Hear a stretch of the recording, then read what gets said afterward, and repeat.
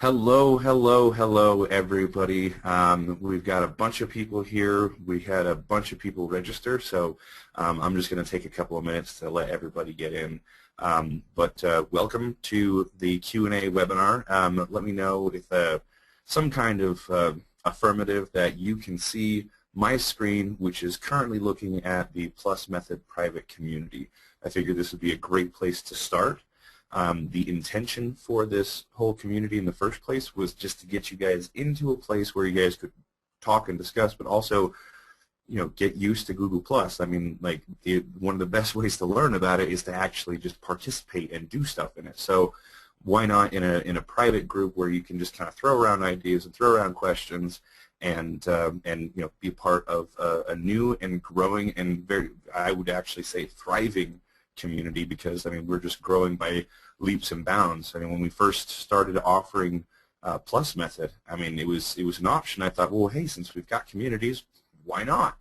And a few people trickled in here and there, but recently we've been talking about the angle of the community in the first place, simply because I mean communities are a very excellent way for everybody to get together and chat. So I figured, why not a community about Google Plus just for the customers? You guys are the ones that have actually invested the time and energy and money into this to make sure that you guys understand everything. So let me open up the questions here.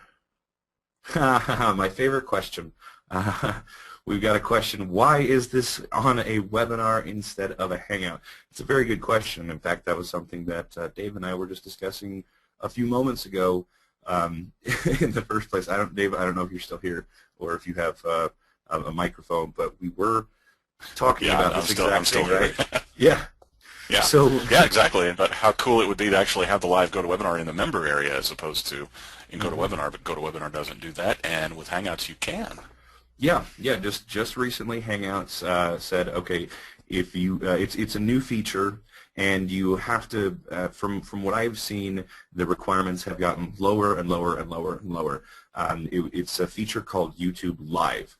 And what YouTube Live is, there's a bunch of things that it can do, but the main thing that it does to help us marketers is by getting this feature activated, what happens is that you can create live Hangouts on air ahead of time. You can schedule them now. I mean, you can actually send people to a URL. In fact, you know what? Let me just show you. This is actually a pretty cool thing that I just I started messing around with recently. There is a gentleman that I've been doing Hangout stuff with for a while. His name's Garrett J. White, and we've just done a handful. But look at what comes up. Yes. This is his show, right? This is his weekly hangout that he does. And I said, hey, listen, if you're willing to do it and actually put forth the work, I'm looking for some case study type people. So this is one of my case studies that I've been working on for just a couple of weeks now. And we've got some search results here, but look at this right here. All right, this says Garrett J. White, The Wake Up Warrior, Episode 3. Right, hasn't happened yet, so we can schedule these ahead of time, and you can even see if you actually searched for it, I could actually add this to my Google Calendar, right? So that's pretty cool. But that's the whole public side. What you can also do with this feature is make an unlisted version or a private version. I could do a Hangout just for you guys, specifically for the Plus Method people in the Plus Method community, and you could watch it exactly like you would a Hangout, but it would be private. Now, this is just recent.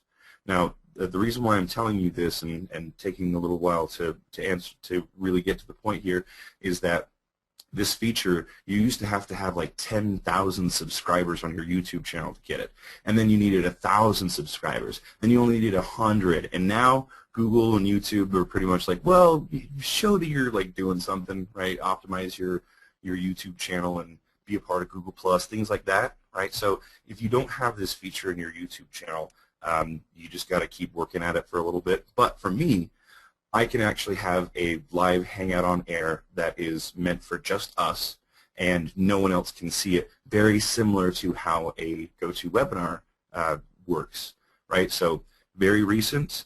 If you want to know more about how to do that, we can discuss that more in the community. But to answer the question that I got in the first place of why is this not happening on a Hangout, well, simply because for the longest time we couldn't do that. And we had already scheduled the webinar, and when we sold it, it was like, listen, you guys are going to get webinars, right? So, we're going to transition a little bit more and more as time goes by, but, little by little, because people are still very much used to doing webinars and being able to ask questions in the webinar question system and things like that. But we will be doing more and more Hangouts. In fact, that's something that I want to instigate within the community. The community has just been going crazy. You guys are way fun, right?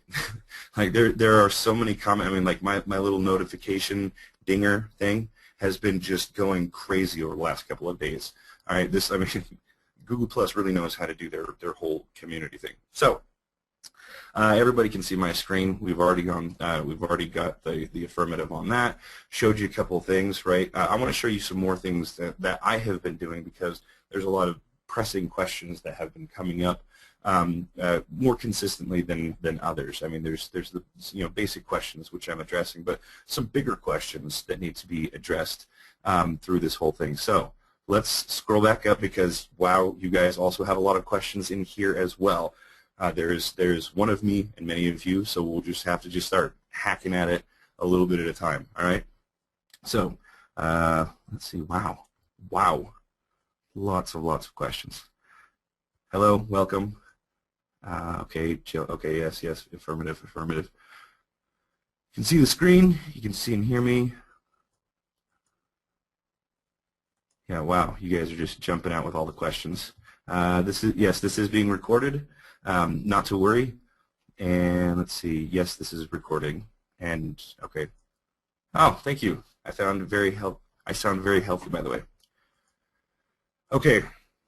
All right. So here we are in the community. You guys saw recently. For those of you who are now just getting in, I wanted you guys to check out that you can actually schedule Hangouts ahead of time. That's something that hasn't been done for a while. Again, this feature is called YouTube Live. Let me show you exactly what I'm talking about. Actually, we need to bring up this window. Yeah, bring this guy over. So I alternate between browsers. If I want to be logged into one person's channel or another person's channel, this is just the work that I've done with this guy, Garrett J. White. I told him that I'd help him with some Hangouts, and he's been very aggressive with this, and I'm thinking, great, this is awesome. We've also worked out a deal that I can talk about more about later, about how I'm actually getting paid from this, because I also believe that this fits into a bigger picture strategy to be able to be the guy that behind the scenes and get paid for pointing cameras in front of people and going, all right, start talking, right?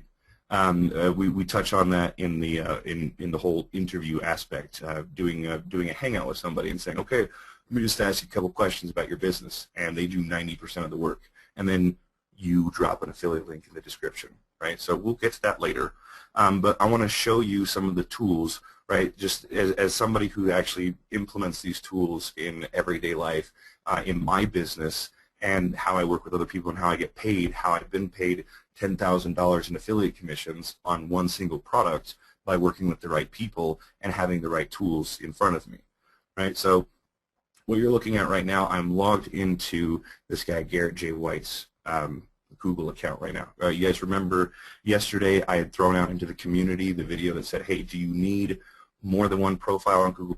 The answer is absolutely not. You do not need that. What can be done is from a personal profile, you can create all sorts of pages. These are meant for your business entities. That way you have one account that controls everything, and Google is able to hold you responsible if you start doing spammy things and I'm not talking about like introducing your product to people. I'm talking about just hammering the lists over and over again and getting complaints, right? People muting you in their stream and marking your content as spam. I mean, that doesn't come from Google. That comes from people interacting with you on Google+. If they think some content that you're sharing is spammy, they'll say it. So jumping into here, I want to show you that I'm in Garrett J. White's account, but he has a channel that he has created called the Wake Up Warrior.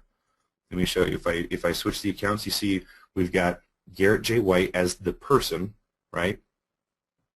And then you have Wake Up Warrior TV. That's the TV show that we're working on. So one is his personal channel, and that's just for him. He can upload whatever content that he wants because it's his personal channel. But his business channel is all about his Wake Up Warrior movement, his men's coaching and helping in your business and your personal life and all sorts of stuff. I mean, he's a really amped up kind of guy, right? He's very excited, and he makes a lot of video content, which fits perfectly on YouTube. Now, yes, we are talking about Google Plus here. So what does it have to do with YouTube? Well, I see Google Plus as a massive social media network for YouTube. I mean, look what happened in the past, right? Just the recent past. Now, Google Plus is integrated into the YouTube comments. There is no YouTube comment system. There's not even an email system in YouTube anymore. For those of you who are, who've been far enough back that you know that there's like there was an inbox in YouTube, and you could actually be sent messages, but no one really picked up on that. YouTube has so much content that they need to actually have it spill out somewhere else. So Google, being the smart guys that they are, went, well, we'll just make a social media platform and connect it onto YouTube. Like, everything that YouTube does ends up dumping out into Google Plus first. So, I mean, we're talking about, like, if you want the most cutting-edge content that's happening and the most enticing content that's happening, i.e. YouTube, then you want to be on Google Plus, right? I mean, straight up, right? So Google has also tried to make it as easy as possible to be able to manage in between these different pages and your profile. This is the reason why I keep insisting, guys, you just need the one profile, because there's so many things that you can be doing, so much flexibility that you have between just saying my business is pages and my personal profile is my personal profile, and that's it. I mean, when it comes right down to it, there's actually been a couple of people who've asked, what do I put on my personal profile? Well, that's your choice. I mean, I can show you my personal profile, and I can. One thing that I want to point out, I do a lot of work. I mean, I need to show people what I'm doing and interact with people, and my business model is to be as genuine as possible. So my personal profile, I also talk about my business, but I also talk about nerdy things like Doctor Who, and I talk about video games, and I talk about anything that pops into my head on my personal profile. I also just so happen to talk about Google Plus and YouTube in my personal profile as well. But if we open up into my account, my pages, I've got the Amazing Selling Machine. This is the product that I did a hangout with Jason Fladlin and made almost $10,000 on. And I made a YouTube channel about the Amazing Selling Machine and did a hangout with that, and then chopped up those videos and then shared those videos automatically on my Google Plus page. Now this was a while ago. This is like, early October. But since then, anytime I've seen any kind of content, I've been like, oh, hey, wow, cool.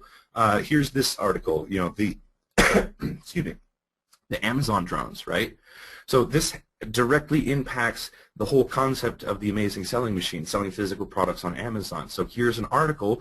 All right, so I just went to Google Plus, and then I changed my identification on Google Plus from profile, Zane Miller, to page, Amazing Selling Machine, and then I went down here and then I posted this article. I said, hey, check it out. I mean, it's really that simple. You're just separating your personal life from your business life, unless you're kind of like me and some of your business life actually does interact with your personal life. Like, that's the only way that I know really how to do business. But if I'm going to talk specifically about a product or service, then I want it to be on that specific page so that I can explain, I can say to Google and YouTube and the search engines and say, listen, there is anything about selling physical products on Amazon, this is the page that you want to refer to because it's the Amazing Selling Machine, right? So they're going to come back around, I think, maybe, I don't know, maybe they're done selling the Amazing Selling Machine. Whatever, there's still interesting information out there. When they come to sell it again, then I've already got some interesting content. I've already got 179 pluses to the Amazing Selling Machine. If we click over to the YouTube, you can see here's all the videos that were created. After we did the Hangout, I went into the YouTube editor and chopped up the videos into smaller videos so you could see a little piece by piece of the Hangout and and focus more on individual content, little bite-sized pieces. So people go, hey, that's actually pretty cool. I should buy it. I mean, this is where we posted the affiliate links. They had to watch the Hangout in order to actually purchase the product through Jason's affiliate link. So, I mean, this came specifically because of doing a Hangout and using Google+. All right?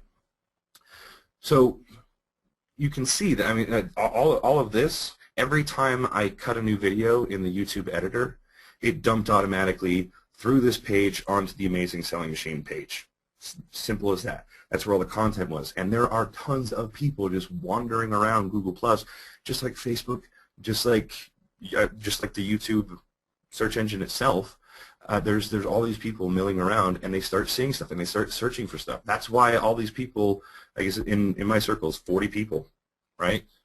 50 people who have me in their circles, the Amazing Selling Machine. That means next time around, I got 50 people just waiting to hear about something happening with Amazon. They've already raised their hand and said, yes, this is pretty cool. They found it on YouTube. They found it on the content on Google, all sorts of places. This is just a natural social media platform for YouTube. So you've got two choices here. You can either be the person behind the scenes in Google+, or you can be the person behind the scenes on YouTube, or both. It doesn't matter. You can be, and there's enough things happening on Google+ that you definitely don't need YouTube to, you don't need the YouTube channel part of it, but you do need to find somebody who needs to manage that stuff. I mean, it's two peas in a pod. One helps the other, right? So again, this is just a quick snapshot. I think some of you guys can't see the forest for the trees. Google Plus is totally new and exciting, but don't worry, you guys are way ahead of the curve, like way further ahead of everybody else. We can take some time and dig into Google Plus, right, and actually mess around with the features and everything like that here. But I think you guys need to look at the bigger picture perspective here. The biggest thing, the biggest thing that everybody is really turned on about with Google Plus is the Google Plus Hangouts. So what is Google Plus Hangouts? Well, Google Plus Hangouts is live television, folks. It's not even just live television, it's global live television. So as long as you can get in front of an audience and say, hey, we're going to be over here on this page, just like I showed you here, I mean, you could push so much paid traffic to a specific episode, right? I mean, this is an actual page, right? I created this event ahead of time. It says, please stand by 5 days, 23 hours, 39 minutes, 43 seconds. People can actually leave comments here. They can like the video before, I mean, like this is the next episode that's happening right now. You can plan this ahead of time. So you can say, all right, in 5 days, 23 hours and 39 minutes, I have 5 days to just push as much traffic to this page and let people know that this is going to be happening, that bam, you've got, I mean, you could probably overload YouTube servers with that kind of headway, right? And then on top of it, then it's actually being broadcast on your Google Plus page at the same time, which then you can also turn around and take this actual web page and syndicate it to thousands of websites before the show even starts, right? So we've got Google Plus as YouTube's big social media platform. This is the beginning of the mouthpiece. Now, what do people share on Facebook? I mean, we talk about Facebook like poo-poo, ooh, that's gross, no Facebook. No, Facebook is fine. There's still plenty of people on Facebook, and guess what? You can actually post links on Facebook. In fact, 50% of the links shared on Facebook are YouTube links.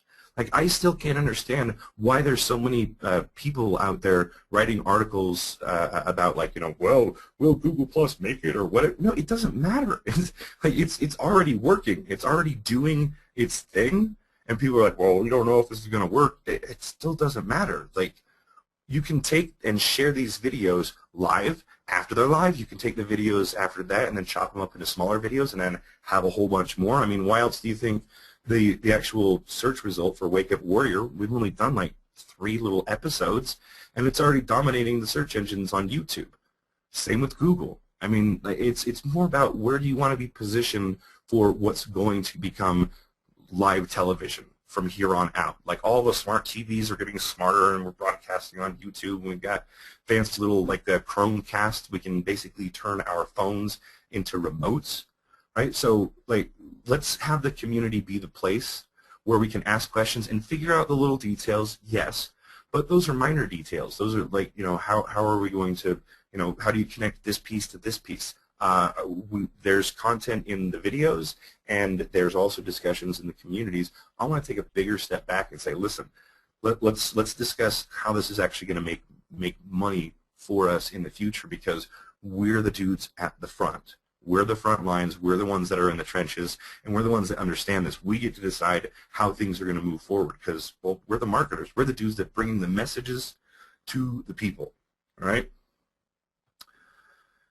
All right, so, wow, more and more questions here. All righty. Let's see what we got here. How do you subscribe to the Plus Method community? That's a great question.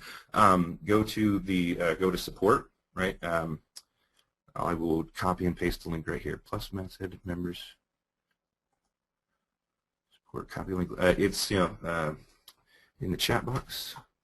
Support.rapidcrush.com. Contact them and say, hey, I would like to be in the Plus Method community. This is where, as you can see, there's more and more people introducing themselves, jumping into the community, asking all sorts of questions, especially the questions that you guys have right now. I would encourage all of you who have posted your many questions in the questions box here. Start posting those over into the community. We actually have a bunch of people. A couple of shout outs off the top of my head. Let me see. There's, let's just put it this way. Tony Grant and Sean. I'm just going to say Sean. I don't know how to pronounce your last name, man. Eleanor Pryor. We've got Louise, William Schuler. We got a bunch of people who are actually kind of veterans in the Plus Method community who love to also pitch in and answer questions as well. There's a lot of people who are in this community who want to talk about Google Plus, and a lot of things that we end up actually running into, I personally run into, go, well, that's kind of strange. I wonder if anybody else has experienced that issue. And so there's a lot of people who are in the community right now that I want to urge you for some of these pressing questions, like I heard there are only 50 pages available per profile. Is that your understanding? You know what, James? I don't know. I haven't made 50 pages yet. So if that's the limit, I have a hard time believing that, because maybe there's people who want to do more than that. I can tell you that Google Plus and Google in general, the more we use their tools, the more cool stuff they're going to give us. So I bet you anything, if you get up to 49 pages, Google's going to be like, hey, maybe we should give like this small demographic of people, these marketers, some more pages. I mean, Google is constantly moving and upgrading. It's not necessarily just changing, like we're doing it like this now. They're upgrading. They're making their platform better. Like for example, I mean, like YouTube. Like before, if you wanted to make a comment on YouTube, I laugh because there's a lot of people resisting the Google Plus integration in the comment system in YouTube, because you have to be logged into Google Plus if you want to make a comment on YouTube. But for the longest time, you had to actually be logged into YouTube itself just to make a comment. So it's the same thing, just one's Google Plus now instead of YouTube. Like there's a lot of people who complain about the fact that, well, I can't just leave a random comment on someone's channel unless I make my own channel. Well, that's stupid. Well, that's just how it was. They've changed it the same way with Google. But here's something else that I want to point out to you guys. If we scroll down here to one of the YouTube videos that I posted, yeah, there's a lot of people like, wow, I was not anticipating this much feedback, right? So here we are. I'll scroll down way down through a bunch of these comments because I wanted to show you. If we go to the YouTube video that I posted, right? So this is the video that I created that I was telling you about before. Creating YouTube channels underneath your profile. You saw that I had that Garrett J. White example. I was logged into Garrett J. White's YouTube channel, his personal one, and then I just switched from his personal one to his business one in an instant. This video was explaining how to do that. All right. Now I can post it again in the community, and you guys can check it out. If you haven't seen it, don't worry about it. But my point here is that this video, this right here, it means it's unlisted. It means no one else can see this video unless you have the link. So the only place that this video exists is in this channel. No one else knows about it except for me and you guys. So, okay, you know, if you want to share it, if you want to be a jerk and share it, I can't control you guys. But, you know, I also think you guys respect me enough that you're not going to spread it out and share it with everybody. But here's the point. Look at this. As we come down here, these are all comments that I've made in the private community. This also means that if you find this video and then you just go straight to the YouTube video watch page, like we're looking at right now, you will be able to see the conversation that we had in the private community on Google+. See? I mean, like, there's these things that are happening automatically if you just start playing with the tools. I had, until we created this community, I had no idea this happened until I started doing work with Garrett J. White and trying to mess with his YouTube settings and seeing what I could do with it. I had no idea you could plan the Hangouts ahead of time if you had a certain amount of interaction on your YouTube channel, right? So I want to encourage you guys to go through the content. If you haven't gone through the content, please go through the content and then join the community. And don't just ask questions. Like, if you see people asking questions, also answer their questions, because I know I was raised by 2 teachers. They said the best way to learn how to do anything is to teach other people. And what a better place than right here in our own private community of you guys actually helping each other. Like, I mean, it was like, I don't know, a day and a half before all of a sudden, like, the majority of the audience that showed up in this community, and instantly, just, you know, all the time, all these questions that pop up, there's usually somebody answering the question before I can even get to it. There's introductions. People are coming in and say, hey, welcome. This is some cool stuff that I've found. Right? I mean, this is doing exactly what it's supposed to do, right? So for some of these other questions, let's see. Okay, how do you subscribe to the community? 50 pages. How did you find that? As far as someone's asking about spammy content. When I was talking about spammy content before, I mean that there are people who can be very aggressive in their marketing. I haven't seen it happen myself because my marketing is kind of stream of consciousness marketing. I just go, hey, here's something cool that's happening. I'm very observe and report. It's something that my main focus on this content here in Plus Method is that if you can't think of content, that happens all the time. You don't have to be banging on a keyboard producing this amazing, illustrious content.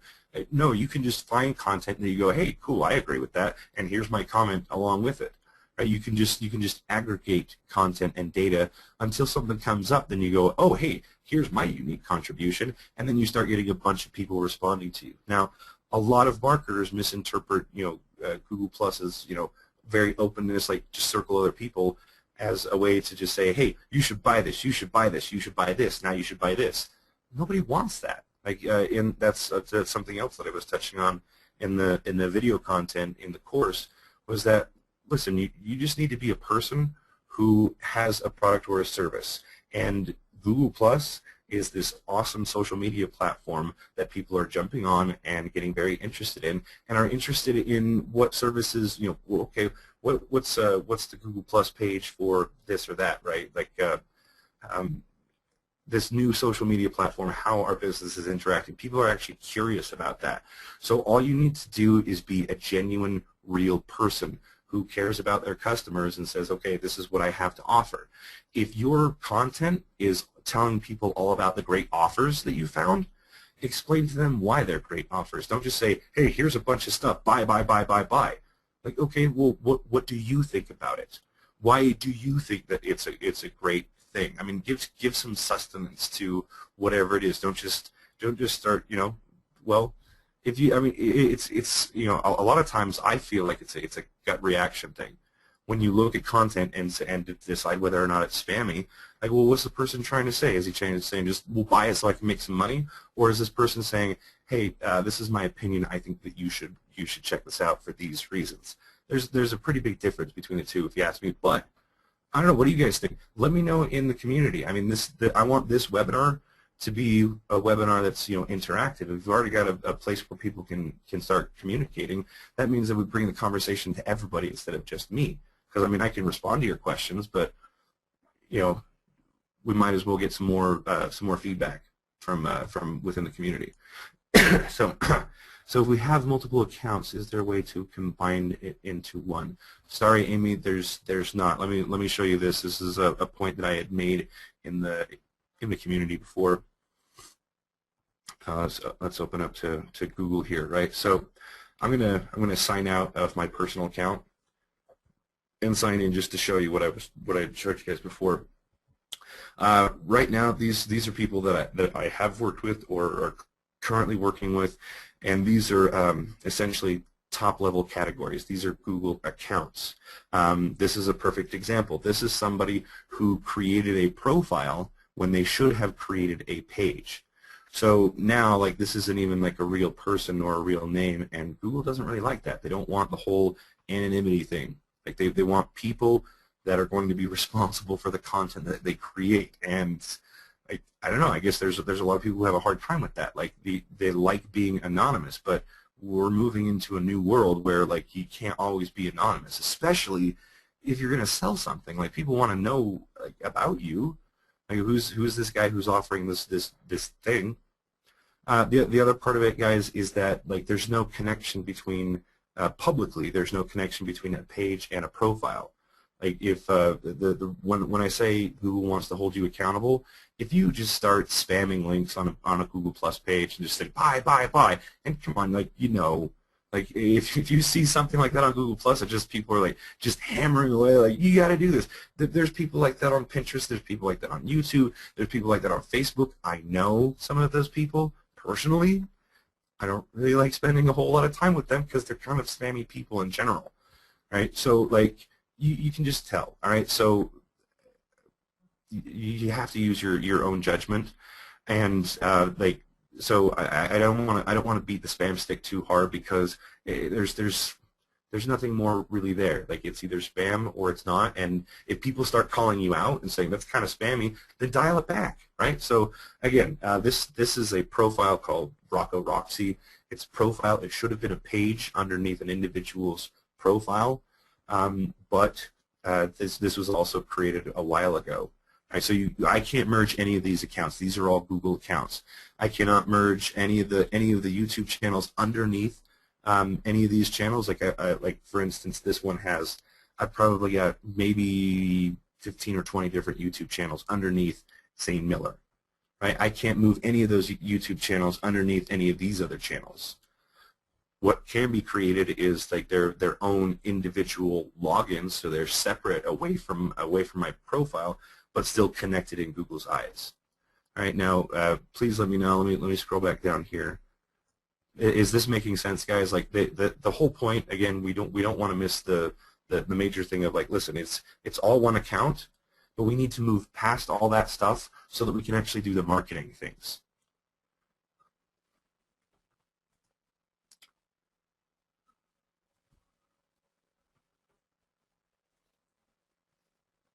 Excellent. Okay. Okay. Again, I'm awesome. Makes sense. A lot of people saying makes sense. There's a lot of people who are also asking a bunch of questions that we just can't get into right now. They're like, I encourage you to ask those questions to the community so that the community can help out. I can't be the one to answer every single one of the questions, because there's a bunch of questions that I have never even conceived of yet. Like, I didn't know that could be a question yet. So, and again, there is one of me and many of you. So I'm going to encourage all of you who are asking questions about separate accounts and separate pages and all this stuff, ask them in the community so that we can all contribute, because I cannot answer all these questions right now. We have to move on. Are you guys cool with that? Smashing. Understand. Yes, yes, yes, yes, yes. Okay. All right. So let's just jump back into this main account so that I can show you some more examples. You guys saw an example of where the Google Plus page that I created for Amazing Selling Machine. Do you guys have any questions specifically about this before we start moving on. Something that I can say, okay, well, this is a specific case study. So let me show you some things about this specifically, and then we can move on to maybe another case study, and I can show you the importance of why I've focused so much on Google Plus because of what YouTube can do. Again, we're talking about, like, if we condensed all of this down, we're talking about live television and the platform, the first platform that touches on this, the first platform that that content flows into from YouTube. Sorry, I just had a random message from Jason Fladlin. Okay, sorry, buddy. I can't. Sorry, I can't talk to you right now. I'm in the middle of a webinar. Okay. Oh, awesome! Thank you, Andy. This is good, by the way. Okay. All right. So this is what we've got with the Amazing Selling Machine again. This all started with Jason Fladlin saying, "Hey, you know what? Let's do a hangout about the Amazing Selling Machine, and I've got I want you to do an interview with me, and then I have a special affiliate link that you can use. That if people buy through this, then you'll get a piece of my action, right?" I know a lot of you are actually in Affiliate HD, and you know Jason was saying, he said, don't either be the person who has a great bonus or be somebody who can help the person who has the great bonus. And that was me. I was the dude. I was the dude who knew about Hangouts and how easy it was to make YouTube videos from these Hangouts and how easy it was to just point the camera in front of Jason and just say, "All right, dude, go." And he went. And then after that, I went, well, this is an hour-and-a-half long Hangout. Let's chop this up into smaller videos so I have more videos that drive traffic to my offer. So what was the first thing that happened after I created a YouTube channel underneath my personal profile? Instantly, Google Plus created a Google Plus page. I didn't even have to do anything with it. It just automatically created. And the Hangout that I created, all of a sudden, the Hangout was posted here. And then all the videos that I made, they all ended up being posted here. And the only place that we promoted was through Google Plus and through YouTube. Let's see. Oh, we did a promoted post on Facebook. But here's something interesting. This is why I'm like a lot of the times if I don't respond to your message, if you message me directly, I'm usually I'm tinkering around with stuff. Like let me show you. Right. This is Google's link shortener. I don't know if you guys knew about this. Oh, come on. Are you serious? Come on, Google. Don't block me out. Google. Yeah, that's what we need. All right, I don't know why that was weird. Okay, right. So this is a link shortener, right? This is the link shortener that I've been using for anything that I do in Hangouts. You see there's a bunch of Nanocast stuff. That's all Jason Fladlin and Rapid Crush stuff, right? So if we look at the details like on this one, right, we see that, hey, there's a huge amount of the traffic that I referred that came directly from Google+. I want to show you guys this so that you guys can see that this is where the traffic was going. This is where it came from. People were on Google+, they saw the video, and they're like, wow, this is awesome, and they followed the link. All I did was get Jason in front of a camera to talk about the Amazing Selling Machine because I knew about Hangouts and he didn't, right? See, easy redirect and put it in there, then track that crap. That is right, Eleanor. That is right. Gonna have to ask McBrainy that. Let me see.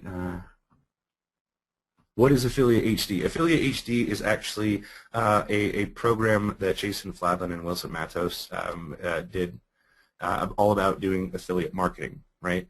And one of the places, in fact, well, okay, maybe, I guess I can show you. Eleanor, do you think they'll get mad at me if I show them the inside of the Google Hangout, or not the Google Hangout, the Google community? So anyway, these are the communities that I'm a part of, right? Right. So we've got Plus Method, hooray, and we've got Tube Method, also awesome. These are communities that I've joined. There we go, Affiliate HD. Right, so this is one of the communities that Jason Fladlin created for his product Affiliate HD. You'll notice that there's a lot of things that look similar to our group because it was from his inspiration and his direction in Affiliate HD that created such an awesome community. Like the rules and the structure and the posts over here, the different modules, and that all came from ideas that happened in Affiliate HD because this is a really great way to organize content, organize people, and be able to continue on a conversation. So for those of you who are wondering what Affiliate HD is, it's just a community of people, specifically on, not just specifically on Google+, but it's a product all about affiliate marketing, and this is one of the communities that they created from it. So let's see. How am I not in TubeMethod? That's a great question. Contact support.rapidcrush.com if you are a TubeMethod owner of the product, no matter when you bought it, because we've been offering it for a while, right? At different points throughout 2013, still available. So if you are not in it, go to support.rapidcrush.com and say, hey, I want in the TubeMethod community, and they'll cross-reference it and make sure. Because these communities are just for buyers, right? I want to know that there are people who have skin in the game who said, yes, I'm willing to invest, and that's my way of proving that I'm going to stay interested in this. So one thing I hate is chasing people around going, hey, remember the thing that you bought that you wanted? Like, you wanted to learn this, right? So, all right, so we are in here we are. This was the example that I wanted to show you. Amazing Selling Machine. Now, I mean, there's not this constant like there's not always content available on specific topics, right? Like Amazing Selling Machine. I mean, there's probably still a bunch of stuff that I could probably dig deeper on, but there's not really a promotion in going on. I'd say if they decide to launch Amazing Selling Machine again, I would want to know far enough in advance so I could start dripping content here and there. Hey, remember Amazing Selling Machine, and look at all this cool Amazon stuff. And then when it starts getting into getting closer and closer and closer to the actual promotion, that's when more and more content is going to be dumped onto this page to get these people who have already expressed interest in the Amazing Selling Machine as a Google Plus page as a nifty little reminder, like, hey, it's coming around again. For those of you who haven't got it, you should definitely check it out, and here's a bunch more reasons why you should. And I'll probably end up doing another interview with Jason Fladlin or other people like that. I mean, it's pretty hard to be like, to turn down somebody who's like, yeah, well, last year I made like 10 grand on this thing, so who's got a better offer than Jason Fladlin? I mean, I kind of want to dare that, right? Like, be like, hey, what's up, guys? We made a grundle of money over here, so I don't know, you think you could outdo Jason? You never know. Right, so there's Amazing Selling Machine. Does anybody have any other questions specifically about this, about what I was doing, my mindset? Again, this is a page created off of my personal profile. You saw what I did. I'll scroll back up again. You see here I am. This is, it says plus Amazing Selling Machine. If I scroll back up, I can go back to my default, my profile, Zane Miller, my individual one, and you'll see it looks totally different, right? You could, if we go to my profile here, and I switch this from viewing my profile as myself to like public, right? This is basically like I'm a nerd. I've got Game of Thrones right here because I'm really excited about Game of Thrones, but it's April 6th. I have to wait that long, right? Look, I mean, like you see this plus like 23 plus ones just from the people that are in my circles right here, these 3,000 people, which I'll tell you right now, in October I had like 200 and some change. Like this did not just like, this happened very quickly. Like the more you interact, the more interaction you get back. This was also a discussion in the community. Who was it? Lewis posted. He's like, hey, here's some apps. Here's an article that links to some apps that you could create GIFs, right? This is called a GIF, right? And then it says, so it's just this, what really grinds my gears when GIF text moves too fast, blah, blah, blah, blah, blah, right? These are just a series of images, but like it's a totally different feel of a social media platform. I mean, again, I'm encouraging you guys, and you guys are seeing this on your screen, so you can jump in and be like, oh, hey, look at all this cool stuff we can do with Google+. Again, I'm a nerd. I thought this was kind of a funny GIF, right? This is just me. This is my personal profile. But if I want to if I'm earning money, then I'm actually just going to jump to one of my pages, the Amazing Selling Machine. You can see there's some that I'm just kind of playing with. Some have like an official, logo and stuff like that. What's the other one? InfoSpring Media. I let a lot of people, if I'm doing an interview with somebody, if they don't have all their Google Plus stuff together, I go, hey, here, you could just use this profile page that I have, and you can log in, especially if they're really, really tech newbie, and they're just like, I don't know, just give me a link to click. Well, it makes it a little bit easier if I just have this. And a lot of these are just tests of like, okay, guys, here I'm doing this webinar. Let's go ahead and make a page, or let's go ahead and do this. They're just random tests and things like that. Here's the actual Plus Method page, right? These are all coming from my profile. And I get notifications in my email that says that will say Plus Method, blah, blah, blah, blah, blah. This is what's happening with your Plus Method page. And it'll send me other notifications. They do a pretty good job of keeping things organized for you. So the one account can actually be able to manage multiple pages. If I wanted to, I could take this page and go into the page settings. We're talking about specifically this one page, and I can start changing the notifications and the settings in here, and I can actually create managers. Right? You see this? I can go into right now. I can type in anybody's name here, right? I can say, hey, you know what? I need some help from the community to help manage my page and spread the good word about Plus Method, right? So I could, I don't know, I can't think of anybody off the top of my head. Anybody here? Okay, Jerry. No, not Carrie. Let's see if Jerry Hancock is, okay, maybe he's here in Google Plus. But I could say, hey Jerry, you're going to be a manager of my Google Plus page, and it would send an invitation, and then Jerry could log in and could help manage my page. In fact, after 2 weeks of someone being a manager, I could then, if Jerry was a manager of this Google Plus page for 2 weeks, after 2 weeks, I could then transfer ownership of this page to Jerry and say, all right, this is all yours now, man. And I wouldn't be able to log in or anything like that. It would be his. He could change the password, and even Google says it's his. All right. So you could actually create a Google Plus page for a client who's just like, I don't know how this crazy stuff works. You just make it for them and say, I made it for you, and I can transfer ownership to you in 2 weeks. Right? I mean, it's a great foot in the door. Results in advance. So a lot of people are asking about offline angles to this. You could say, hey, you know what, I'm going to make you a Google Plus page, right? And then you're once you see how awesome it is, you're going to pay me $500 a month to keep maintaining this. Oh, well, we can also do some interviews. Like, I specifically mentioned the Amazon Selling Machine as a way that I earned affiliate money, but there's nothing saying that you can't interview an offline business. They're still offering a product or service. Just like a product, just like Amazing Selling Machine. It was a product, and I didn't interview the owner, in my opinion.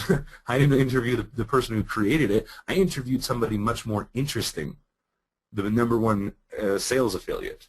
That's the person I wanted to interview, because obviously if they're the one that sold the most, if Rapid Crush sold the most, then they know the product almost better than the dudes who actually created it. So I know that I could probably get a greater response with somebody like Jason Fladlin than the original creators of the product. So it was just a decision on my point. I could have gone to those guys and said, hey, let's do an interview. And they probably would have said yes, because everybody says yes. And like, there's not a single person I've asked, like, hey, do you want to do an interview about your product? They never say no. In fact, the only person who like technically said no, they were just like, actually, could you interview this person, because I don't want to be the person in front of the camera. Happened to me once, right? Now, this is also something that, I mean, like the actual concept of the interview has worked way longer than Google Hangouts in general. In fact, the reason why I'm able to prove over and over again that YouTube is so effective for ranking is because I just kept proving it. I kept doing interviews with people long before Hangouts. I would just do a Skype conversation and then post a picture of the logo of the thing and a picture of the person. I just do a little bit of Photoshop stuff, which I'm not a Photoshop guy. I just slapped some pictures on some things and said, all right, cool, this is the picture you're going to look at basically while you listen to the interview. Then Hangouts came along, and you could actually look at the people. And so it was way easier. But I mean, the interview model has lasted forever, and not just like, hey, I'm going to mine information from you, from like, hey, now I'm going to have an interview product. No, no, no, no, no, no, no. Bad idea. Plus, there's all these people who just don't want, like, if you come to them like, hey, I want to do an interview about you, but I want you to teach me stuff for free that you already get paid to do, but you're doing it for free for me, like, it's really hard to say yes to that. But if instead you come to them and you're like, listen, you've been thinking about your product for months, weeks, years, whatever this is, you finally created it, I'm going to give you the excuse to just talk about it and really pitch it if you want. This is an interview about your product. So it's not really that hard to talk about either. You just go, hey, tell me about your product. And they're like, oh, this is great. Cool. How much does it cost? You know, I mean, the leading questions that come right down to it. Now, I do have a list of questions that I can post inside the group, inside the community, and you guys can see these questions, but they're very direct questions. They get to the point. What is it about? Is this easy to learn? How much does it cost? For those of you who have bought TubeMethod, this should sound very familiar because it's the interview platform for a product. There's like 12 questions. It takes longer than like 15 minutes. Like if you want people busting down your door, you go to a Chamber of Commerce meeting and go, listen, I do interviews and I do about people's products, and I start generating extra traffic for their website through YouTube and live television. And you will get mauled by these people. There's so many people who would love to be interviewed and to know that it could turn into leads as well. Then you got a meeting out of your hand. Then you can charge whatever you want. You can say, listen, I'm way too lazy to maintain your channel, so it's going to cost, you know, a couple $1,000s a month to keep my interest. At least that's the point that I've got to. Like, listen, I'm sorry. There are way too many interesting projects out there that for you to keep my attention, you're going to have to pay me thousands of dollars a month so that I pay attention to whatever thing that you think is really exciting. But I don't, right? So that's what we're boiling down to. You are the gatekeepers who have access to live television for any and all businesses. And if you want to know the absolute fastest way to get started with this is just start interviewing people. Last year, before I started doing TubeMethod, I was like, hey, okay, here's my Hangout product, and I went, okay, well, there was a couple people who bought. I'm just going to keep going, and I'm just going to keep interviewing people and interviewing people. And then Jason Flatley came along and was like, whoa, hey, no, just focus on this. Like, just do content about this and teach people how to do this. So I'm still going to teach people that that's the best method, because that was the method I was just going to keep going with. Just interviewing people about their products. There are products coming out every single day. I mean, like me and my old partner actually sat down once a week and we go, okay, here's all the products that are coming out. Let's just start one after another. And we would use the same questions over and over and over again because it was just an interview about a product. So if people wanted to know about it, then they would find it. But because we were doing these interviews about these products and because they were on YouTube, they instantly ranked at the top of the search engines because it was a Google product. The video was called the name of the product plus interview. I mean, like, it was all the things that Google and YouTube love. It's the interaction. It's the specificity. It's the, you know, this is exactly what this topic is about. So there's a lot of products out there that if you search for them, you're going to see, like me and my old partner doing a hangout about these random WSO products. But then I realized that there are way more people. It goes beyond just the internet marketing side. I went and there was an event in December called the Marketer's Mansion. And I went there, and that's actually where I met Garrett J. White, who is a self-help guy. And man, those guys love making videos. They love getting in front of people and being excited and being like, yes, this is my passion. And they just love having that camera in front of their face. And they have high-end coaching. Like, actually, the guys who do it right, they have high-end coaching. Now, actually, like I promised that I would tell you guys earlier, the deal that I made with Garrett, he has multi-$1,000 personal coaching that he sells every single month. And I said, all right, well, here's how I'd like to get paid. I want to be able to, I'll help you with these hangouts and stuff, but everything that comes from YouTube, it needs to be an affiliate link of mine for your product. And this guy has made 6 figures on just getting up and being like, yeah, all right, be a warrior and be strong, and and motivates these people, these guys to be more and want more and all this other kind of stuff, and to buy his coaching. And so they do, and I get paid because I was the dude that pointed the camera in front of them and said action. Like that was it. That was all I needed to do. Right? So it's not just internet marketing. It's not just self-help. It's not just offline. Like the easiest way to start and get people really excited about what you have to do is just make an offer to do an interview. We're not talking about an hour-long interview. I'm just say, hey, I'm just going to ask you a series of questions about your product or service, and then we can go from there. And there's always something more. There's always, every single time I get from people, whether they're an online business or an offline business, okay, cool, what do we do now? All right, well, now you need to get a Google Plus profile or Google Plus page for this, and I can get somebody to do that for you, or I can do it, but this is how much it's going to cost. Right? I mean, guys, this is new. This is new enough that no one's thought about this part yet. No one's thought about like the next step, how to moving on from here. So again, we've got this amazing social platform that's like the first thing that people see, the first the opening into the world of content. The first thing that pops out that it lands on is Google Plus. All right, cool.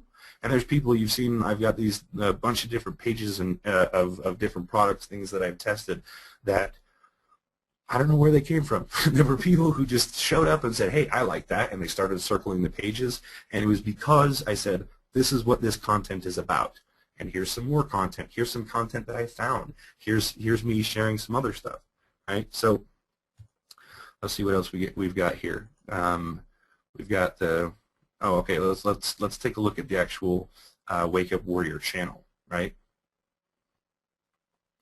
So here's the actual YouTube channel itself, right? We've got it connected to Google Plus. We have it connected to the Wake Up Warrior website. Now there is through YouTube in the back end, you can actually connect your YouTube channel to a very specific website. I call this the content catcher. The traffic catcher. You can link your YouTube channel to your website. And a lot of you, I'm sure you're thinking, okay, well, yeah, there's a lot of websites that you can connect, social media websites and things like that, you can connect to a website. No, but with this, by specifically going into this, let me show you. Actually, I need to open up the, maybe logged into Garrett's channel here, right?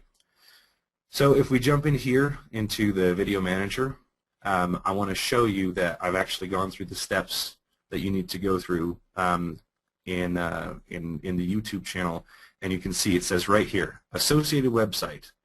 So it says tell us if your channel is associated with another website. This will help us improve the quality of our search results and verify your channel as the official representation of your brand on YouTube. Right. So this is Garrett's Wake Up Warrior TV channel. Right. So this is going to wakeupwarrior.com.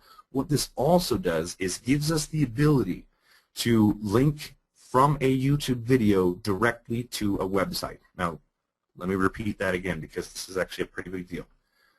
By linking your associated website, I've shown you here, once it's linked, then you can use YouTube's system to link directly to your website. For example, Garrett can say, hey, you need to check out wakeupwarrior.com, and boom, you can put a little annotation, a little note in the infrastructure of YouTube.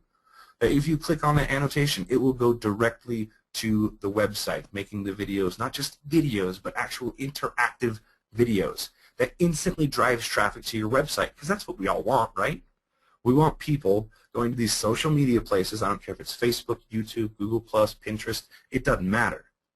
You want people to go from there, a place that you kind of control, to a place that you fully control. And that's where you start getting that's when you really sell your customers. This is the attention. This is the party. This is the, hey, come over here. Check this out. This looks pretty cool, right? All right, awesome. You want some more cool stuff? You need to check out the website over here. And YouTube and Google understand that. They're actually saying, yeah, sure, you can use our system to link directly to your website from within the video if it's like your legit site, not just some place where you make some extra money, or it has to be something that you connect to from your website, right? So again, these I'm telling you, I am living proof that there are people out here like this who are just like, listen, I want somebody to just point a camera at me and then manage the stuff on on the other side, right?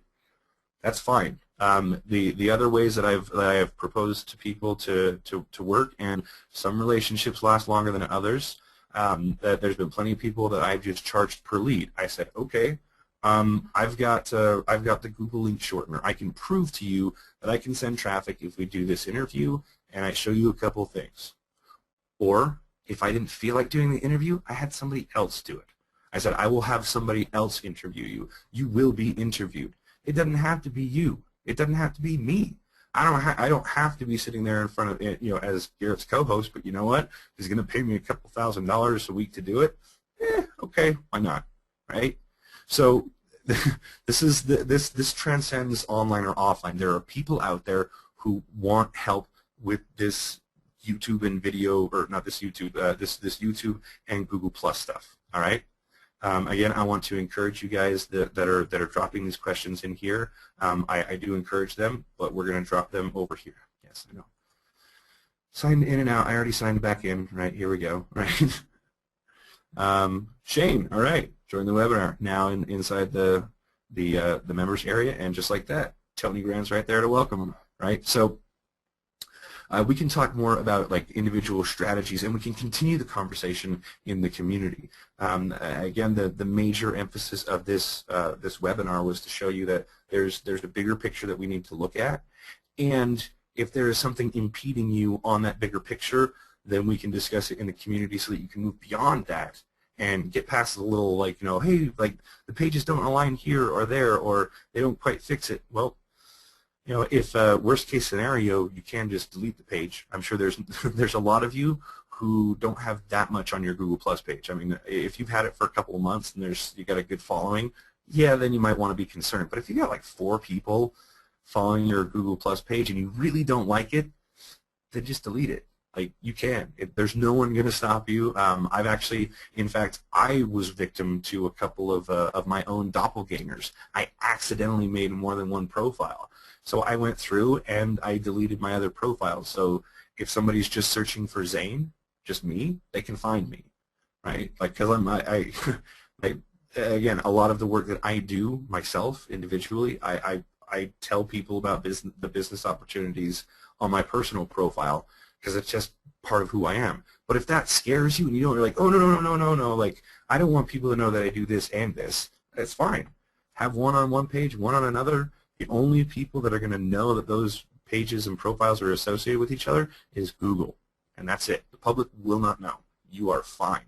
You can keep things separate from a page and a profile. Let's see if there's any run out in tube method. If I cannot get people in my niche to circle me back, like moderators pages, how can I try to connect with them? I'll eventually be doing an interview. That's a pretty good question. You can like talk to people individually. Like if let me show you what I mean. I'll just go home, right? Say if I want to like, hello, I want to chat about an interview with you.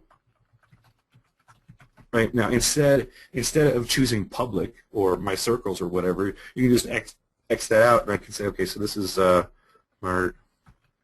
Marcy, right? Yeah, there you are. Yeah, right. Okay, all right. So this question is coming from Marcy. Hello. Right. So I could say I want to chat with you about an interview, and this is to, and then this is who it's to, but I didn't choose anybody else. So I can share it, and now this is a private message between the two of us, right? It even says right here, share privately. We click on that, it tells us, you've shared this privately with one other person. Bingo. So you can go to the community manager, find them just like you can see, like I showed you. If we let's jump over to the community, we'll use plus method as the example, because you know me, I gotta actually show you by doing it. I know that's crazy. So here we are. If we scroll down, wow, 294. We had like 288 just like a minute ago. All right, so here we go. So let's say I want, like, Cheryl. I want to send a message to Cheryl. I know she's a moderator because it shows a little star right there. So I want to click on her, and bingo. Now I'm on her profile. Right? Okay, this is the person, Cheryl. All right. I should be able to just write a message. Okay, back home, whatever. Cheryl. That's what I want. So then I would just do the same thing. Start out. Or if I spell her name right. All right. So do you see what I'm saying, Marcy? Excellent question, by the way. All right. Does YouTube allow a person to use the Google link shortener in the description to an affiliate product? Yes, absolutely yes. I do that all the time. In fact, this Google link shortener, most of these are from some kind of YouTube video that I've done, either with a Hangout and then it turned into a YouTube video, or I just created a video and then uploaded it to YouTube. I used the Google link shortener. In the descriptions, you can put any link that you want in the description. The really cool thing that's happened that, again, I don't know why people are complaining about this.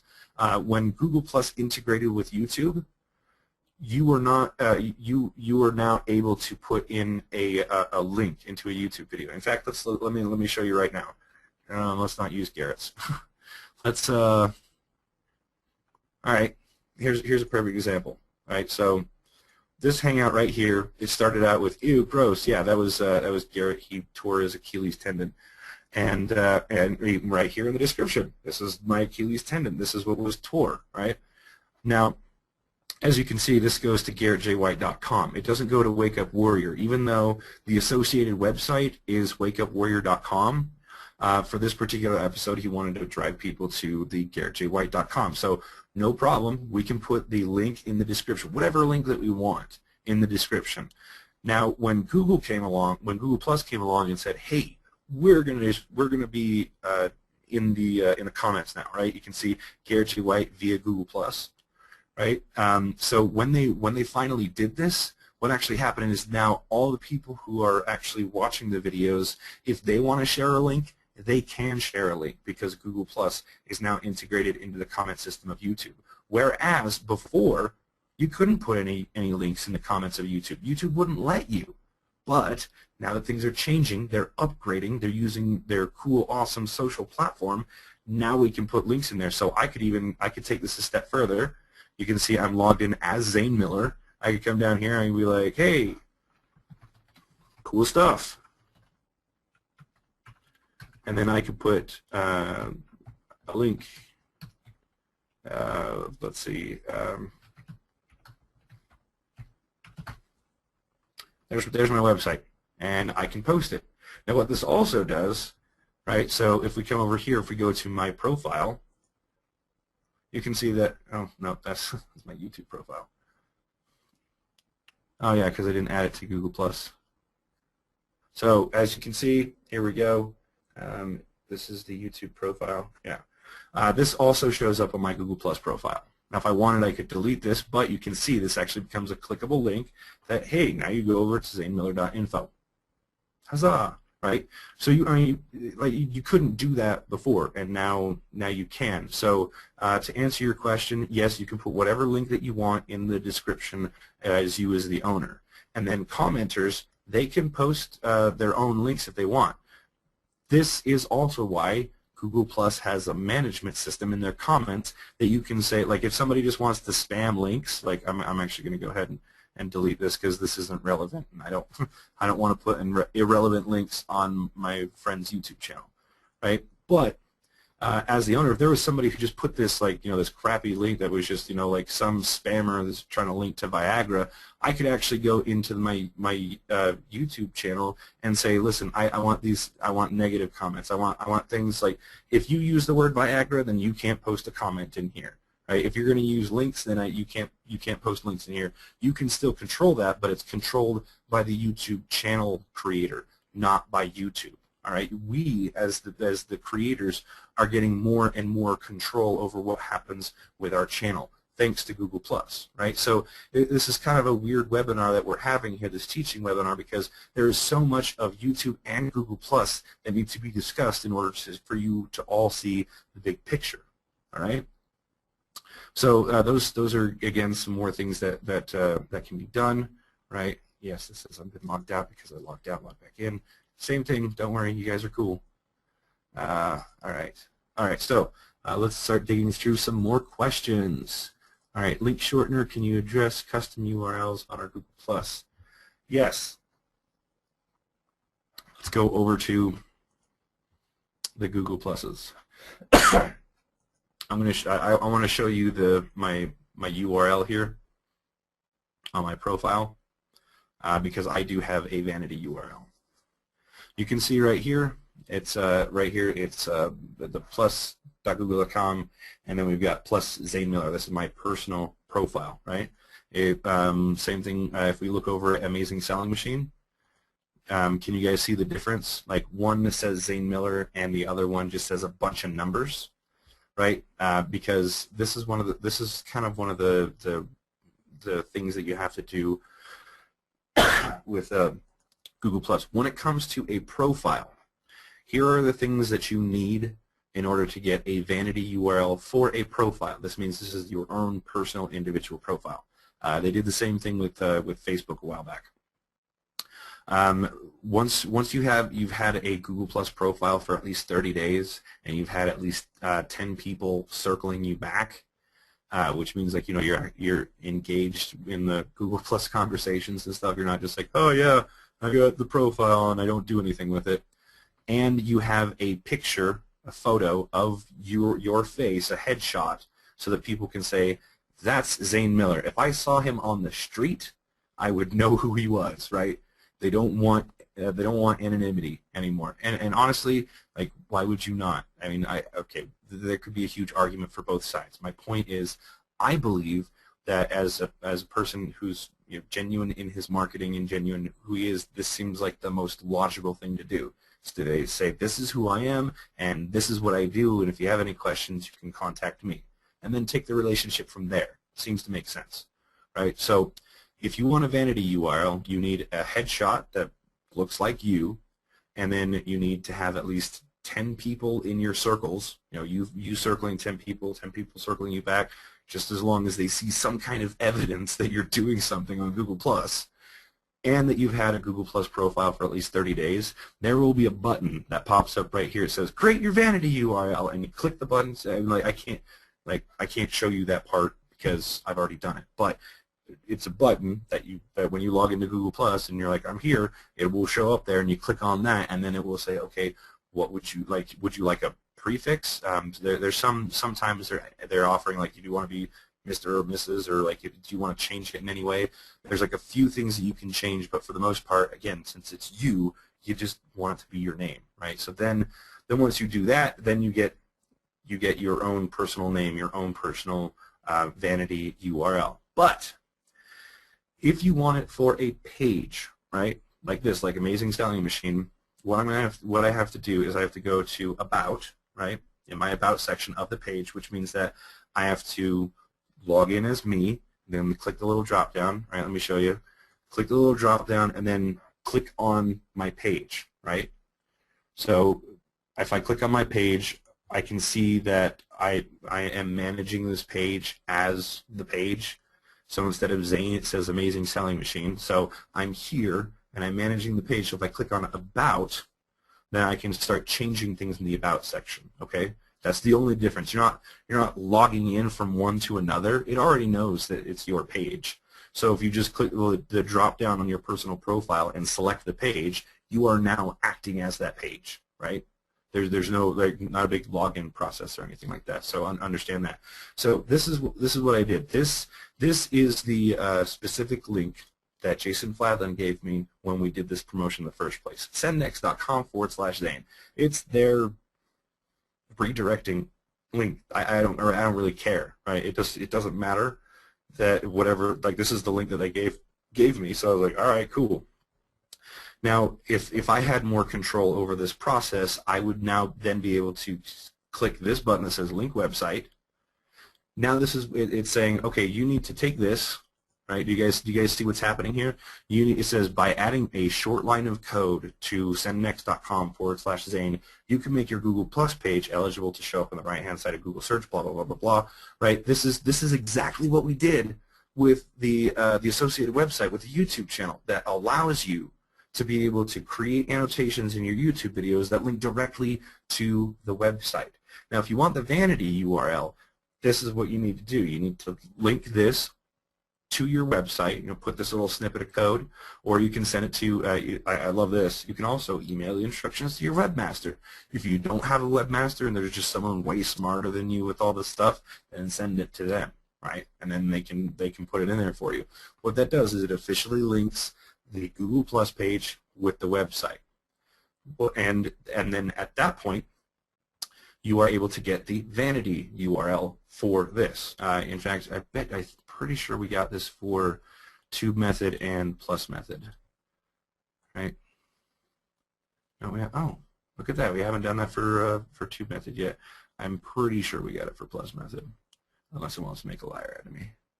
Nope, we got it. Plus Method. There we go. See, Plus Method. So what I did is I had to go to Dave Gamage because again, this is a licensed product with Rapid Crush, right? So this is like Rapid Crush's stuff. So I have to go through Rapid Crush's people and go, hey, this is how we connect these things, right? So if we go over to About, we come down here.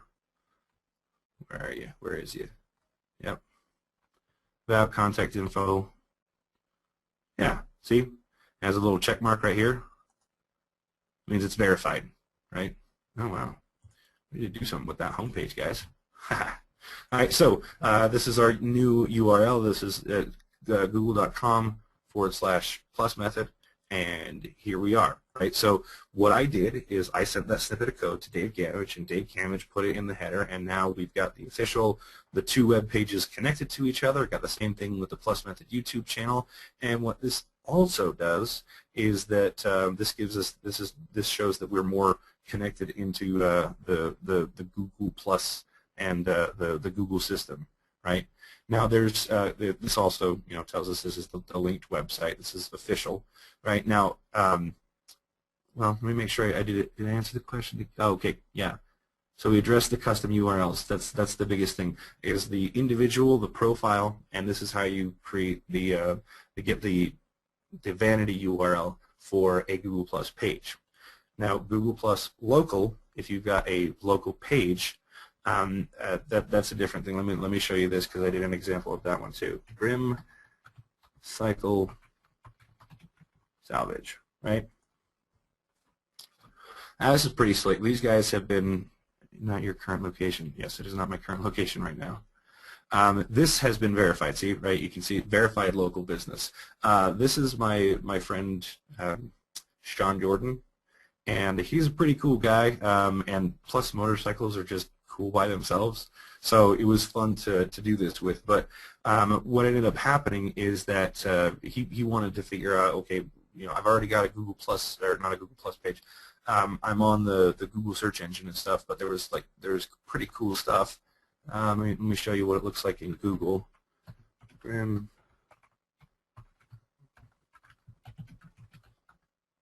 Yes, that's what I want. Right? So this is what happens when you actually verify a business page for a local business, is that all of a sudden you've got this extra integration. You've got the cool photos here. This is if someone searches for it. I actually wrote a review myself. When you verify, it also pulls all the other random more reviews from Super Pages and KSL. It's not just on Google Plus as a Google Plus platform. It pulls all sorts of stuff. If there were any other pages that were made by other people, once the page has been verified by the official owner, all of the other pages disappear and basically absorb into the official verified page of the owners, right? So this is the example of what shows up and the greater interaction that you can get. We've got here the website. We've got 3 Google reviews. Since I wrote a review, it's giving me the ability to edit my review, or I can just view the Google Plus page and get more information.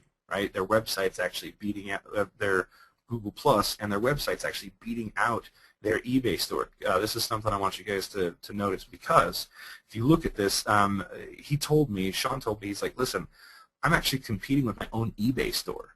Like, there's like a bunch of apparently eBay's just gotten really rough, and the costs for products and whatnot, it's not what it used to be on eBay. All right, there's more fees, there's more headaches, there's more issues, and he's actually literally having to compete with himself online because eBay got ranked so well because he's been selling parts on eBay for 10 years. So part of my efforts to help him was to make sure that we could put anything ahead of eBay, and we already got right here. We've got his website and his Google Plus page that's showing up above his eBay store. So if you want this for a local business, right, you want to have your official Brim Cycle Salvage Google Plus page like I did, then you just have to go through the verification steps lined out in the course.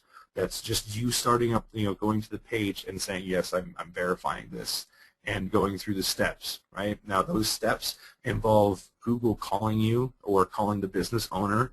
They may have to send Google may send a postcard to the person. It depends. Google has to go through their own verification process. When I say you have to go through the verification process, it can be different for everybody. So I can't tell you the exact steps because it might not be the same. But Google is really good about taking you step by step through everything.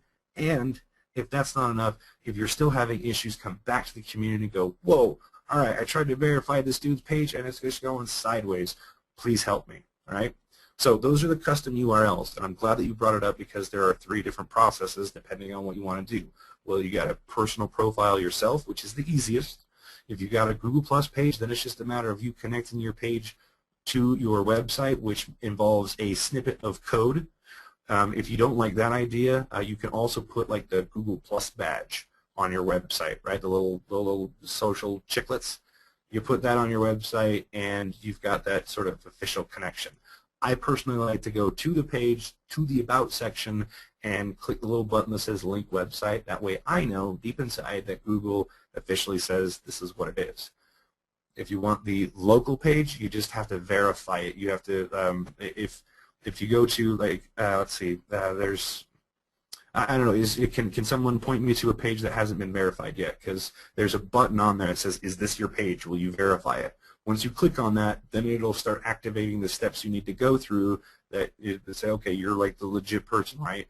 Okay, you need to go through these steps. And you start going through the steps, they'll ask for phone numbers and stuff. That's why it's important to have like the person who owns the business feed you that information, right? So that's all about the custom URLs and connecting your site, and also what happens afterwards, right? There's more stuff that comes into play. Let's see. I said nothing about the YouTube program on the webinar. I will not note anything. Okay, I don't know where you're going with that, man, but say, can you show how to set up Plus Method community with the modules like a no, Michael, the content is already in the videos. I'm all about teaching this stuff, but I'm not going to teach you something that's already in the content. You go into the communities and you set up the categories in the communities. If you need review on that, watch the videos. If there's is there a benefit to using the Google shortener on my? No, there's nothing wrong with using Pretty Links as the shortener, just as long as you got something to track it. I figured I might as well use the Google Link shortener, because if I'm using it in like Google Plus, I know that it's going to operate smoother. But it's a link shortener just like anything else. It's a way to shorten a link, or if you want to make it pretty, you can use what you're talking about, Pretty Links. But there's nothing saying that you have to use the Google shortener. There's no benefits. Let's see. Let's clone Jason. I agree. What kind of commission did you split? We made an agreement, and we decided on that. I'm not going to give the details on that because that was an agreement between the two of us. But the course alone was like $3,500. Okay, so I got a cut of Jason's cut by helping him, by being the guy who helped the guy who made the awesome bonuses. Right? I did something that no one else could do for him. Or it could have been you. It could have been anybody, right? Let's see. Is there a step-by-step for creating a community like ASM? Again, that's in the course about how to create communities. So there you go. Irene loves Game of Thrones. Awesome. How did you get affiliate commission with Jason if it's not Jason's product? Again, this spoke to the Affiliate HD. I assume there are a lot of you, not all of you, who have participated in Affiliate HD, but one of the points that Jason brought up in the course Affiliate HD was that don't try and be the guy who makes the awesome bonus so everybody buys your affiliate product or buys through your link. Try and be the guy who helps the dude who makes the awesome bonus, right? That's who I was when it came to the Amazing Selling Machine and Jason. He's like, you know how to do the Hangout thing? Cool, here's what we're going to do. We're going to do a Hangout, just like I showed you guys. I showed you we did the Hangout. You saw the effect of that Hangout, the Google Plus page, all the videos I chopped up. All I did was create a YouTube channel underneath my main profile that instantly created a Google Plus page, and then I used that YouTube channel that I created, the Amazing Selling Machine YouTube channel, interviewed Jason in a live Hangout on air through that channel, so that when the interview was over, it automatically spit out the Hangout onto Google Plus, and then I went back into the YouTube, into my YouTube channel, the one that I had just made, the Amazing Selling Machine YouTube channel, and I chopped up the hour-and-a-half long Hangout that we did, and I chopped it up into smaller videos, like what is fulfillment by Amazon, and why is this such a great deal? And I chopped up 35 different videos because they just seemed like good videos. Like as I was watching the Hangout, I went back and rewatched it, and I said, hey, that's an interesting bit right there. And I would take a little note of, okay, from 2 minutes to 5 minutes, Jason talked about this thing. And so then I went into the editor, grabbed the little Hangout, the video Hangout, and chopped it up in the YouTube editor itself, and clicked publish and said, this is the new video. This is another video that I have made that brought more people in, that clicked the link, that sent them to the affiliate offer for Amazing Selling Machine. Now Jason, he had tons of bonuses. Like you would be foolish not to buy through Jason's link, right? There's just so much stuff. And then on top of it, I was like, hey, I'll put a camera in front of your face, and as long as like anybody who goes through the YouTube links, you put my affiliate link in there. The same exact thing I did with Garrett. It's the same exact thing I'm going to do with a bunch of other people, as long as the numbers work.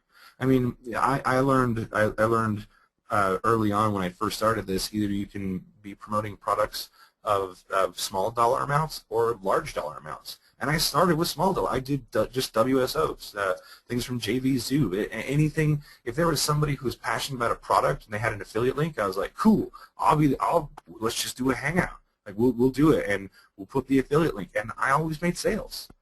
Some of them made more than others because the content was more interesting. Others were just, like a little more disappointing. Like there's been plenty of them where I was like, whoa, I thought that would have done better, but it didn't. The market didn't like it. Some products just do better than others. But the point is that if you're willing to put the camera in front of someone's face and be willing to just be there, you can slap your affiliate link in there, and they don't care. And it boggles my mind because I actually made some really good money based on someone else's YouTube channel that I put my affiliate link in, right? So I hope that answers your question. We'll just keep going, and I'll just keep hammering through these questions here, and as I see more opportunities to teach you something, I will. All right? Is it okay to have your personal page to play around with, then a page for your branding? Okay, that's another great question. That's actually come up before. I would also encourage you to drop that question in the community as well, so that it can be a discussion that we continue having. I believe very strongly that you can have your own, like, your personal profile, right? But then if you're out there mixing it up a lot, and there's a lot of people who are on stage a lot, or who are out talking to businesses, and they just want to have their personality, but a branded version of their personality. I think that's not a bad idea. I mean, George Clooney circled me a couple of days ago. I'm pretty sure that was a Google Plus page, not actually George Clooney circling me. But I have seen people do it, and I don't think there's anything wrong with it. I think you need to get to a certain point in your own social digital career where you would feel the need to do that. but I don't think there's anything wrong with it, and I would encourage it if it's necessary. So do you make a page first before creating a new YouTube channel? That is a great question. I'm sorry that you left before getting the answer to it. Yeah. So, do you make a page before creating a new YouTube channel? Here's something weird that I've learned with Google and YouTube. If you make, let me get a more. So here we are. Let me jump over here to YouTube. I don't know why Google does this. I hope that they'll change this soon in the future. But if we click my little drop down here and we go to all of my channels, this is where you can see the button. It says, create a new channel. It's literally that easy. If I click on this, it'll take me to a new menu that says, hey, start naming stuff. Right? What's the name of your channel? What's it about? And you can see all the channels that I have created for a number of different reasons. Now, here's the thing. If you create a YouTube channel, it will automatically create a Google Plus page with the same name. But if you create a new Google Plus page and then try and create a YouTube channel, like have that page create a new YouTube channel, they make you wait 30 days before you can create the channel. It says, sorry, this page does not have the authority to create a YouTube channel. Why they do that, I don't know. It's beyond me. It's the weirdest thing I've ever seen. But since, again, as I've said before, I look at Google Plus as more of the social media platform for YouTube and all the masses of content that come out of YouTube. I personally think, hey, you may need a YouTube channel, and even though if you could have just a Google Plus page and you don't do anything with the YouTube channel, but I bet you dollars to dimes that a couple months from now you might go, oh man, I really want to put this video. It's not mine, but like this video that I got permission to use. I want to put this on the YouTube channel associated with this page. I say, for all intents and purposes, you don't have to use a YouTube channel if you just want to do Google Plus stuff, but you might as well create the YouTube channel just in case, so it instantly creates the Google Plus page, and you have access to both. I know that may sound kind of weird. When I first tried it, I created a Google Plus page, and I was like, okay, now let's make a YouTube channel. I was like, nope, you don't have the authority. But if you create the YouTube channel, it instantly creates the Google Plus page, so you have both. Does that make sense? Clear as mud? See, how do we turn off email notifications settings area? Great question. So let's jump back over to Google Plus, and if we click our little drop down, we have now this. Take note of the difference here. If we click the drop down on our personal profile, we have account and privacy. Right. If we go into the account, it goes into our Google account, and then we have there's a bunch of different things that we can change. But if we are on a page, right, let's go to Amazing Selling Machine again. If we click the little drop down, it says Page Settings and Dashboard, right? So we switched from a personal profile, and you go into some account settings. A page, you go into the page settings, all right? So it's in these page settings or the account, and it depends on whether or not you're on a page or whether you're on a profile. There's page settings or account settings. It's in there that you get to decide. Just like in Facebook, do you want to be notified if you're mentioned in a comment? And you can check that or uncheck that. And in fact, we could probably scroll down. You can see what I mean. What do we got here? Right. So all right. So this is who can interact, who can hang out with you, endorsements, notifications. Right. Let's see if we can change this. Right. Okay. Here are your subscriptions. So this is specific to the page, and then you have settings specific to your personal profile, your account, right? Let's see. If you are added, if you add a shared circle, how do you know how to categorize it? Sometimes there's a huge diversity of people in the shared circle.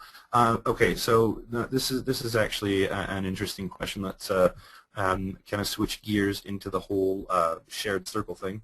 I'm going to switch back to my account, my main profile here, and this is how I do any kind of shared circle stuff, right? Now I know I'm logged into my personal account, so this is only things that are going to be involved with me personally. If I wanted to go find circles related to things for Plus Method or things related to Amazing Selling Machine or Amazon stuff, I would go for this search in Google Plus in the search bar. All right, so I put in quotes shared circle, right? And then this is where I put the keyword, right? What people do I want to what do I want to share circles with? Like other people who are interested in X, Y, Z. So shared circle, Google Plus, right? So now it's going to show me, and this is also something that I specifically go over in the course. That you can have a large group of people in these shared circles, but I only want to find circles that people have raised their hand and said, "This is who I am. That I am a part. Like I want to be a part of the shared circle of Google Plus." Right. So right here, in the circle you'll find Rusty's core. Would you like to be considered for this circle? This is all about, right? Google Plus followers, right? So these are people who are involved with Google Plus. The more people that do this, the more you're going to start seeing that this starts to segment out. So this, I go, okay, yeah, these guys are all amped up about Google Plus. This is my customer base when it comes to all the stuff that I talk about Google Plus. I could do the same thing. I could, instead of searching for Google Plus, I could search for YouTube, because that's my thing, YouTube and Google Plus. Like if you want to talk to me, like there's only a handful of things you want to talk to me about. It's either Google Plus, YouTube, or a bunch of nerdy stuff. That's fine. I'll talk to you about all of them. But if I'm doing business things, if I go, I want to increase my circles for my business stuff, I'm going to search shared circles, and then I'm going to find a keyword related to my industry so that I know only the people that are in this shared circle are going to be people that are interested in the topic, or else they wouldn't be a part of this circle, right? Now you're also going to have to do your own due diligence and make sure that, like, okay, well, the person referring it, I know Tony Grant. In fact, Tony Grant is also a part of the Plus method, and I know he's sharp when it comes to Google Plus. So if I look at this, I go, yeah, this is a good circle. I would definitely add this to what's one of the circles that I've got. Oh, right, it won't do the okay, right? Supermarketers. They are supermarketers, but I think I got some more specific to Google Plus. But again, the point is you want to make sure and put a little bit of effort into it and go, okay, I only want to find certain people in circles. You don't want just random people. You want the right people. So you need to use keyword research or keywords, right? Things that you know when you want to be found in, and position yourself in that search. So you're only finding the right people. Does that make sense, Paul? Let's see. I don't have log. Yes, it is awesome not to have to log back in and out, in and out, in and out. So, how do you transfer to a client? No, it's a setting. It's a setting. You make them a manager, and once this person's asking, they've already left. But how do you transfer a client? I believe what they're asking is, how do you transfer a Google Plus page to another person? Well, to do that, like I said earlier, you have to make them a manager first for 2 weeks. This is Google saying it, not me. Google says they need to be a manager for 2 weeks, and after that 2 weeks is up, you can specifically go back to that manager page, and there will be an option to make owner, and then they become the owner of the page, and then you become a moderator, and there you go. See, once you transfer management of the page, does it leave your Google back office? Where are all those other pages? Well, what ends up happening here when it comes to a page specifically, right? We'll jump back into the Amazon Amazing Selling Machine specifically, and what ends up. Let me make sure I'm answering this question correctly. Does it leave your back office? So here's what ends up happening here, right? So if we come into the page settings, this is one of the cool things, especially because, if you think about it, you've got a profile, and then you got all these other pages underneath it. If you want other people to manage these pages or these YouTube channels, right? If you don't want to be the guy to chop up all the videos, and you just want someone else to go in and say, okay, from this point to this point, make it a video. From this point to this point, make it a video. You don't necessarily want to do that. You don't have to, right? What can be done here, where are you? Okay, so see this right here? Third-party tools, all right? What I can do is I can set up a password specifically for this. This is going to ask me, okay, is this legitimately you? Yes, it is. So once I sign in and prove that I'm me, I'm the guy who actually created this page from the profile, I can create a brand new username and password and say this is the official password, username and password, right? So this is the username. It looks kind of like an email address, but it's kind of not, right? Okay. Like this is the username. It's not an email address. It's just a username, even though it looks an awful lot like an email address because it has the @pages thing. So what you do here is you'd create a password, whatever you want, specifically for this page, and then from this point forward, this page will now be accessed through this specific username and whatever password you come up with. This is what you would give to the managers. You'd say, okay, this is the username and password specifically for this page and this YouTube channel. Now, me as the administrator, the person who has actually created it through the profile, I can switch back and forth from my profile, but I can also log in, so I only log into this one page. Let me see if I've got a better example here. Let me actually open up Garrett's here, right? Actually, yes, I do. How convenient. It's like I was planning on doing this. All right, so here we are. I actually had to open up Google Chrome so you guys could see Garrett's whole thing. You can see that I've got the option to look at Garrett J. White or Wake Up Warrior TV. But I can just sign out, right? Because right now I'm in the admin section. I'm accessing the Google Plus page through his profile. I can sign in just like I showed you. In fact, hey, there we go. It's saved right here. You guys see this right here down here at the bottom? This is the Wake Up Warrior, and then it's the @pages, right? So I just logged into here, okay, and just need to grab the password right there. Okay, so now I'm signed in specifically as Wake Up Warrior TV, as the Google Plus page, and as the YouTube channel, right? So this could be, you could also pretend that I'm the manager for this right now. If we click the little drop down and switch account, we can't because we're logged in specifically through the page's username and password. I cannot access any of Garrett's stuff anymore. I can't access his personal channel. I can only access this, right? So this is what ends up happening. Now that I have this username and password, I can then, okay, make a manager for it, and then once they've been the manager for two weeks, then I can transfer this. I can say, okay, you are now the owner. Now, as the owner, if they so chose to make a new username and password, they could through the settings of the page, and then I couldn't access it at all because I am no longer the owner because I transferred that. So. I hope that made sense. Again, this is going to be one of those conversations that I know is going to continue evolving in the community. So that is the basic information of how that works. Okay. Whew, need some more water. You mostly try and increase the number of your contacts on your profile or business page. Not sure if I'm getting it. Again, guys. This is this is just up to you. These are your decisions. Like. My marketing is belief generated. I have to believe in what I do, so I want to be genuine in my messages. So a lot of stuff I talk about on my personal profile is business related, but it's not always business related. And I'm not constantly trying to get more contacts on my personal profile.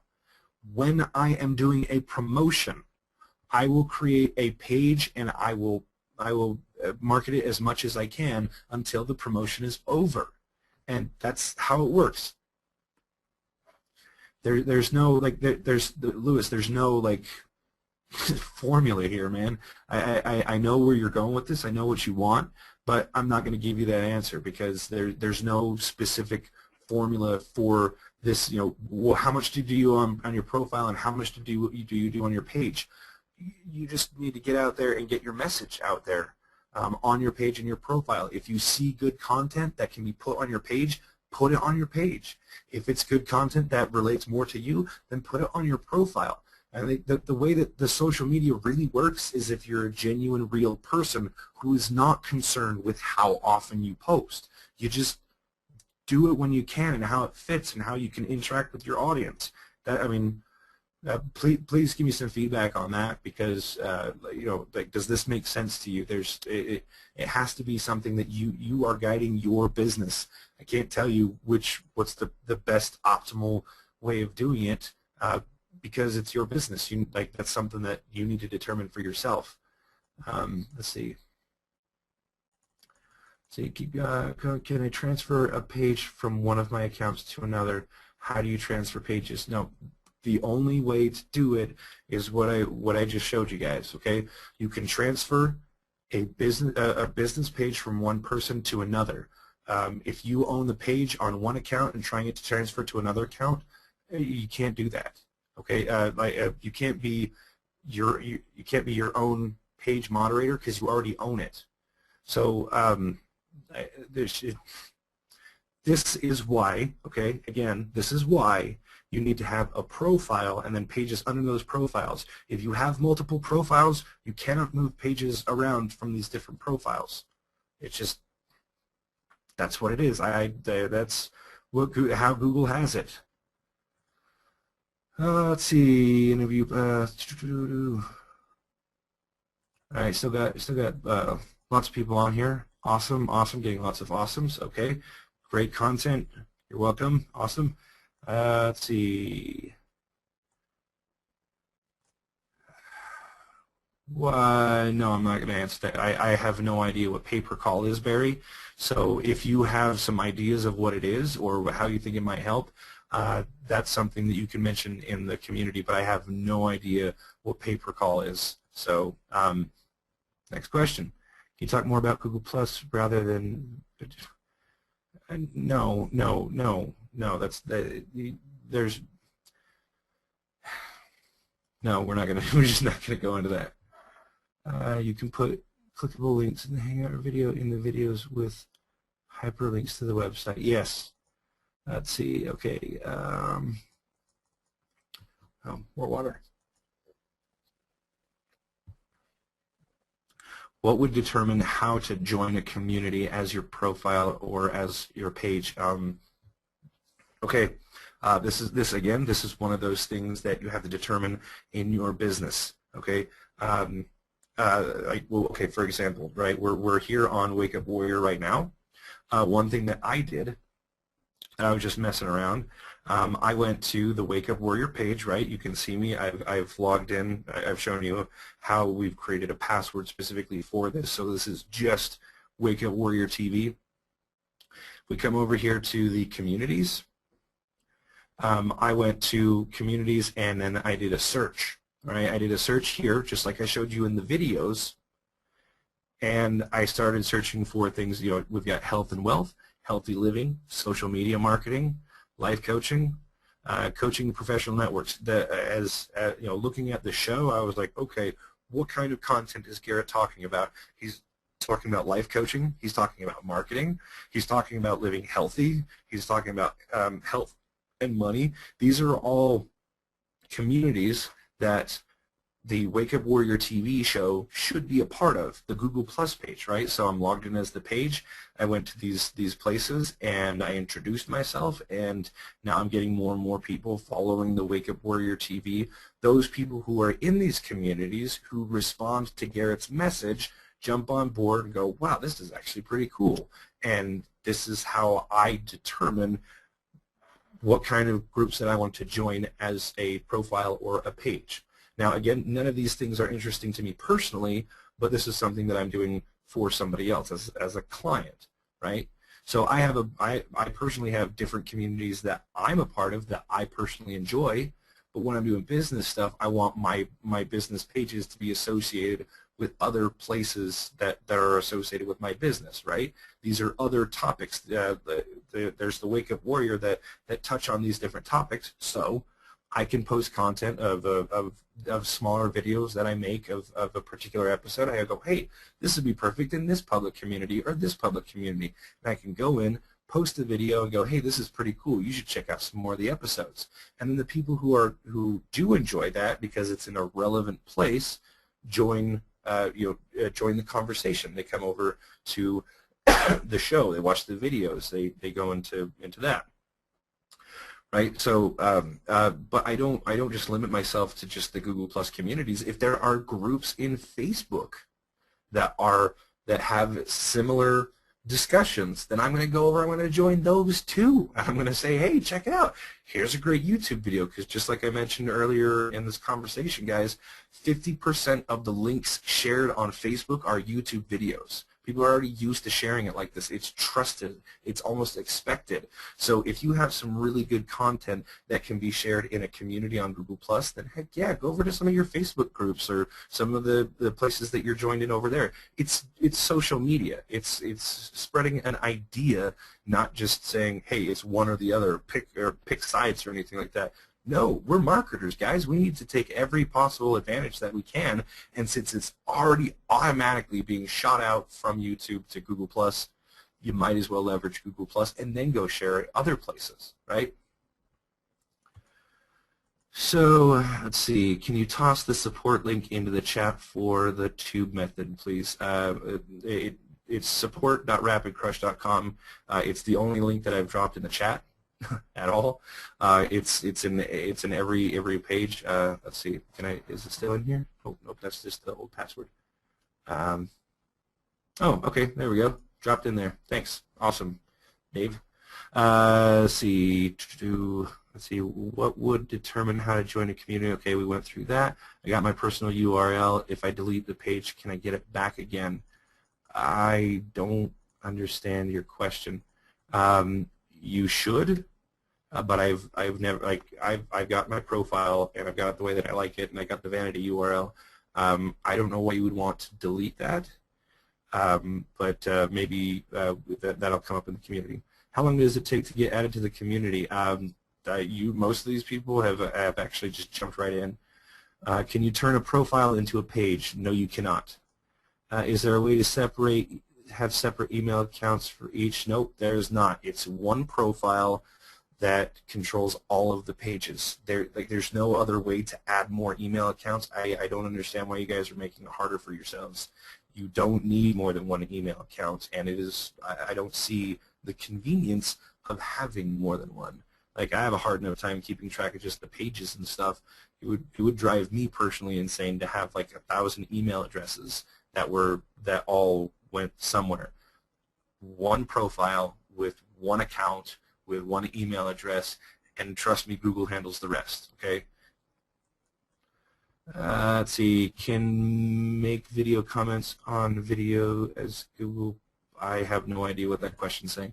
Can a page make a comment under a YouTube video? Yes, it can. Yes, it can. I can show you an example if you'd like. We are logged in here as the Wake Up Warrior, right? Wake Up Warrior TV. This is a testimonial. This was actually, I created this. It was a short 3-minute video. I found the part where he started talking and the part where he stopped talking, and then clicked publish, and that was it. I'm talking about the YouTube editor in the back end of your YouTube channel. So if I said hello, right? See, I also have the option I can actually share on Google Plus as well. In fact, I'm already logged in. Great video. I post it. You can see Wake Up Warrior TV. Right now, this is posted to YouTube and the Wake Up Warrior TV Google Plus page. Right? Can you also ban certain links and users in YouTube? Yes, you can. As the YouTube channel creator, you can go through into the comments section in your YouTube channel, and you can say these are comments that I don't want to have. Right? If you use these words or these links or anything like that, just like it's like the setting you have in WordPress where you can say these are the negative keywords. These are the key. Like if you use this, then it just won't post onto the YouTube into the comment section. Okay, so about products, can you speak about authors or books? There's not really a whole lot to go into on that. We're talking about the same thing. If somebody has a product, you can connect an affiliate link to it. Great. If you have an offline service or business, as long as you can track the leads and say, this is what I offered you, you can get paid per lead that you make you come to a decision with the business owner, or for authors of books, right? Like you can have a great hangout. Eleanor talks a lot about the Kindle books, and she's all about the hangouts and the book clubs and things like that. I mean, there's a lot of ways that you can do this. We're not really there's not a whole lot of difference, right? Like if the product is a book, then you can do the same exact thing. You're interviewing the person about the book, or you're interviewing the person about a service, about snow removal, or you're interviewing somebody about a product that that makes people grow hair. Like it still follows along the same thing. Like the fastest way is to create an interview with somebody who has something that they want to offer. Most of the time it's a product or service. Sometimes it's just somebody who wants to get a message out. And so you need something a little bit, you know, if you want to get paid from it, you have to say, okay, this is how much my services cost, or whatever you want to do, whatever the action that you want people to take, you find a way to position yourself as somebody who makes money from it. See, I came in late, but did you show how to start a Hangout on air? I would be keen to see where to do that. Okay, we can do that. That's not a problem, but I'd like to go through a few more things first, because there's a lot of questions we got specifically about Google+, and starting a Hangout on air we can do, just not right this second. Are you planning on scheduling to do more Q&A webinars in the future, and when? There are some more webinars being planned out. I think another one in February and another one in March as far as the webinar goes, but I will be doing specifically more like Hangouts when I feel it's appropriate. There's not a scheduled time. I don't work like that. If there's information that is pertinent and important, I will do a Hangout or I will make a post.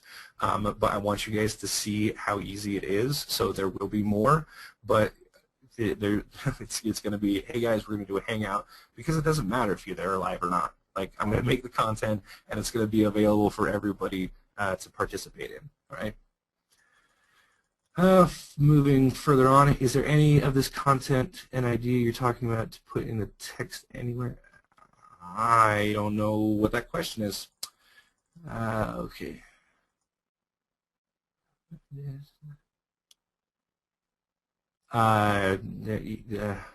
guys need to think about these questions more, guys. Like, I don't know what some of these say. I don't know what that question is either. Again, I'm going to strongly encourage you guys to continue this conversation in the community, because but there's some that I don't think you guys really were paying attention when you were typing, because it's just a bunch of words put together. Awesome, Marcy. You just checked your verified site by Googling your name, and it's really awesome. I'm very happy for you. Yes, Google is incredible for credibility. That's kind of catchy. Incredible for credibility. Let's see. That's just a Google Plus post. I don't know what that means. Did you place any of the chopped up video into a playlist? Yes, as a matter of fact, I did. That is a great question, Paul. So I talk about these videos that I chopped up from bigger videos, right? Let's go over here to YouTube. I'm pretty sure I got this amazing selling machine. I do have a playlist. I should have a playlist. Where are you?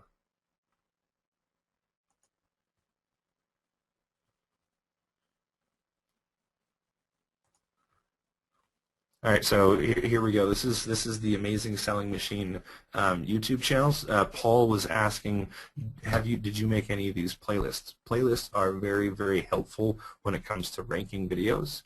So if we look here, this is a playlist, Amazing Selling Machine. This is a playlist that I made of just all the bonuses. Jason had like 7 of them, right? Is it 5, 6, 8? All right, yeah, I think like 8, right? So those were like 8 videos, boom, just like that, just outlining the bonuses. Really simple. And then this is the Amazing Selling Machine, just as a keyword, because I wanted the playlist Amazing Selling Machine so it could rank. And then here's like all of the videos that I made in here. And these are just some liked videos, and this is the completed event. This is the actual Hangout. And this one Hangout, this hour and 28-minute video Hangout, became these other 35 videos here. And then again, after I made the one playlist, I was like, well, there's also a bunch of bonuses, so that just fits perfectly. I could add bonuses and Amazing Selling Machine as its own searchable playlist. Absolutely. So yes, absolutely. Scott. So see if you have 5,000 or 10,000 people who have circled you, how do you keep up the interaction, and how do you decide who to interact with? Well, if you have like a 10,000, if you have one circle that has 10,000 people in it, it kind of goes back to like, how did you find those people? How did they circle you? Take a quick drink, because we've been at this for about 2 hours now, and I'm happy to answer these questions so that we can keep the conversation lively and moving forward in the community, because that's where more of this is gonna take off, right? So the real question is, where would these 10,000 people come from? Are you doing what I recommended and only searching for people to circle that are of specific areas? Are you going into communities and circling people in communities that are specific to your business or brand, or are these just like people that you've personally circled, right? I mean, I hate to answer your question with a question, but when it comes right down to it, if you've got 10,000 people that you're circling, then you got to have some momentum going with your business, some direction that you want to go. So how would I interact with them? Well, how would I recommend? It all comes down to how you want to choose to market to your business. But I can tell you how I would. If I had 10,000 people in my personal profile that I've circled that are interested in something that I have to sell, like I know they are, and like I have them in a specific circle that I know, like these 10,000 people, they're all, you know, friendly customers, let's say, because they're attached, they're a part of my personal profile, so I feel that it's not just a professional relationship, it's also a little bit more personal. All right, cool. So those 10,000 people, I would interact with them. I would say, well, like one of the best things that I can do is literally just show you. If we go to my personal profile now, do I have 10,000 people? No, I've got about 3,305 people circling me. Now they're circling me for any number of reasons. They may be, you know, fans of Game of Thrones. They may be fans of Doctor Who. But there is a large majority of them, since I do talk a lot about my business. There's a large part of them that are interested in my business, and those who have interacted with me on my profile have basically raised their hands and told me, oh, I'm interested in this thing or that thing. All right, so the circles, the bigger circles that I have are more leaned towards my business, because I talk about that more often. So I address those circles specifically when a new promotion comes around, like, hey, Jason's got this cool thing coming up, you should check it out. I only address that specific circle, which keeps getting bigger and bigger and bigger and bigger. And then, if I see something nerdy, I go tell my nerdy circle friends. If I have like a specific page, like the like the Amazing Selling Machine or the Wake Up Warrior, I will log in directly to that page, and I'll say, hey, here's some news that's going on with that, and then I'll contact the people that I have sought out directly and say, hey, check this out, here's some news, and then I tell them about it, and then that more people end up showing up, right? You just need to have something to say. You just have to legitimize that thing that you have to say, and once you got their attention, then they come to you, right? So does that help, Paul? Again, these are all things. This is a platform. This isn't like the one true way of doing social media in general. This is the platform that is working with YouTube and Google in general, right? Like I showed you guys, you can verify these local business pages, and they can be found easier in the actual search engine of Google. There's more data that can be provided, and you can actually get rankings for your Google Plus page, right? The more you actually interact with people with it. Let's see, can you direct us to a resource for learning how to do a Hangout? That's actually a great question, Lisa. There's TubeMethod, right? That's like my main, like one of the main things that I've been focusing on for years, which is YouTube. But since we're getting this question again, I'm going to go ahead and we've been at this for 2 hours, guys. Let me know what you think. Would you like me to go into some Hangout stuff? Because I can, but we're going to be here, probably a good hour longer. All right, we're talking about 3 hours on a webinar. If you guys are cool with that, that's fine. Like, I get paid to do this, right? Like, you guys have already paid to show up. I'm happy to show you this stuff, but we're talking about 3 hours, so let me know. You guys want to hear this? There's still hundreds of you left here, and I bet you there's even more people chatting it up in the community. So let me know. All right. So and we're getting more into Hangout related questions as well. Anyway, so let me see what else we got as we get these responses back. Is this part of the course or something new coming? Yeah. No. This is all part of the course, man.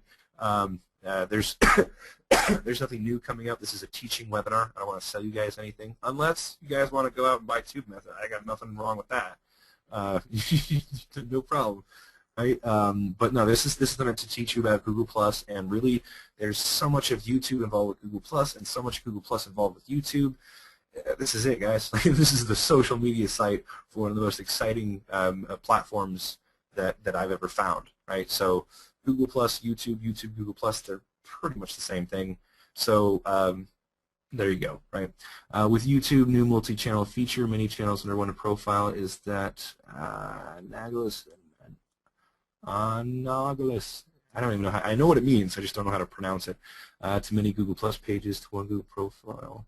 Are they fully compatible and work together seamlessly? Janet, yes. I say that hesitantly. Like, you know, between the pages and profiles, yes, they do work seamlessly for the most part. The other side of this, the caveat here is that Google is constantly upgrading. All right, they want to make things better and make things run smoother. And sometimes when they mess around with one thing, another thing kind of messes up. And that's just how it is. Like, Google and Google Plus can't shut down and go into offline mode and make sure all the bugs are worked out because they're just way too huge. They're monstrous, right? So will it always work seamlessly? For the most part, yeah, but sometimes it won't, which, again, if I sound like a broken record, it's important that you know that just go over to the community and we can talk about this. And I put the emphasis on we because I am one and you are many. I will help. I will always give my perspective. I will always weigh in as much as I can, unless I'm digging and doing research and stuff like that. But that's why there's all these other people. There are people in this community who've been here since day one in the beginning of November.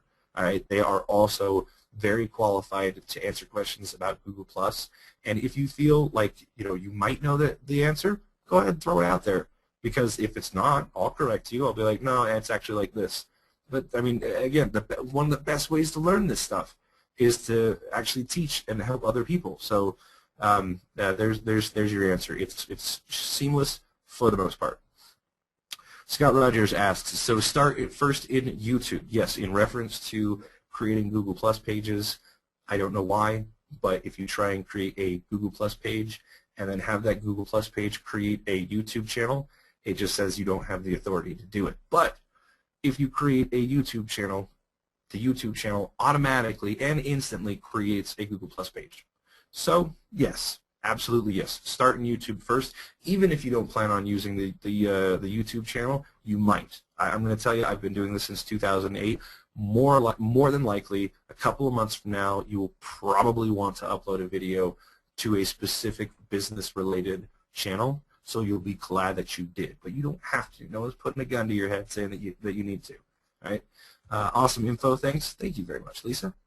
If someone creates a YouTube channel that is associated with a page and something causes the YouTube channel to be shut down, are they able to associate a new channel with the page? I'm going to go out on a limb here and say I'm pretty sure that would happen. I haven't seen it happen yet. So to say if something causes the YouTube channel to be shut down, I don't know. It's never happened to me, and I've never seen it happen to anybody else. This would be another great hypothetical question to throw out to the group. There might be somebody else who's already experienced that, or somebody who's just curious enough, like the person we were talking to, Michael, I think, was asking about animated GIFs in the YouTube stream. You saw some of those animated GIFs earlier. He said, how do you do that? And then somebody else threw out an article. Here's some apps about how to make them, and here's how to do them yourself. So you might find just by asking the question, somebody else may have already done the research and is willing to share the answer because these communities are so awesome. See, So I hope that answers your question, Byron. Let's see. I tried the shared circle. I got a message that someone can't be added to your circle. I don't know why that would happen. I got a message that someone can't be added to your circle. It might be that you've reached a daily limit. Google doesn't come out and say exactly what that daily limit is. They just say, hey, you circled too many people today. That's their way of monitoring, making sure that people just don't go crazy and they start building softwares that automatically circle millions of people and it gets overly saturated, or whatever issues they see behind, spam adding everybody, right? So the point here with the shared circles is to find people that you can identify with, that are interested in the topics that you have to say, which is why I say go to the Google Plus search engine and search for shared circles that are related to whatever topic that you're involved in, right? So if it says that you cannot circle somebody, maybe maybe the last shared circle that you did was like hundreds and hundreds of people, like 500 or 600 people, and I'm sorry, you can only share 500 people at a time, right? So you've reached your limit for today. Don't worry about it. Don't sweat it, okay? You've circled the maximum amount, and then you try again tomorrow. I have noticed in my own personal experience, and I've said this before, I'll probably say it many more times again, the more you interact with Google Plus, the more you interact with Google in general and their tools, the more you do, the more perks that you get. I learned that from the get-go with YouTube. The same thing's happening with Google Plus and pretty much any Google tool that you will use. The more you use it, the more things they'll be like, okay, this person is actually using our tools. Let's give them more. Let's see what they think of this, or what do they think of that. So that limit will raise. I've seen that happen before. So again, if it says you can't add more people to your circles, you probably reached a daily limit. But you're doing a great job. It's a much better strategy to have Google say, whoa, you sort of circled way too many. Try again tomorrow, right? Calm down there, Turbo. If that's the case, then you're doing it right, right? Tomorrow you do it again, and you do it again, and you start getting more and more people adding you back. The 3,000 people that are following me started because I strategically chose some good circles to be a part of. I did my due diligence. I did some keyword research, and I ended up getting more people following me than me following them. All right. Let's see. Not sure if this has come up. Unfortunately, I had to miss this. Is there a way? No. Okay. No.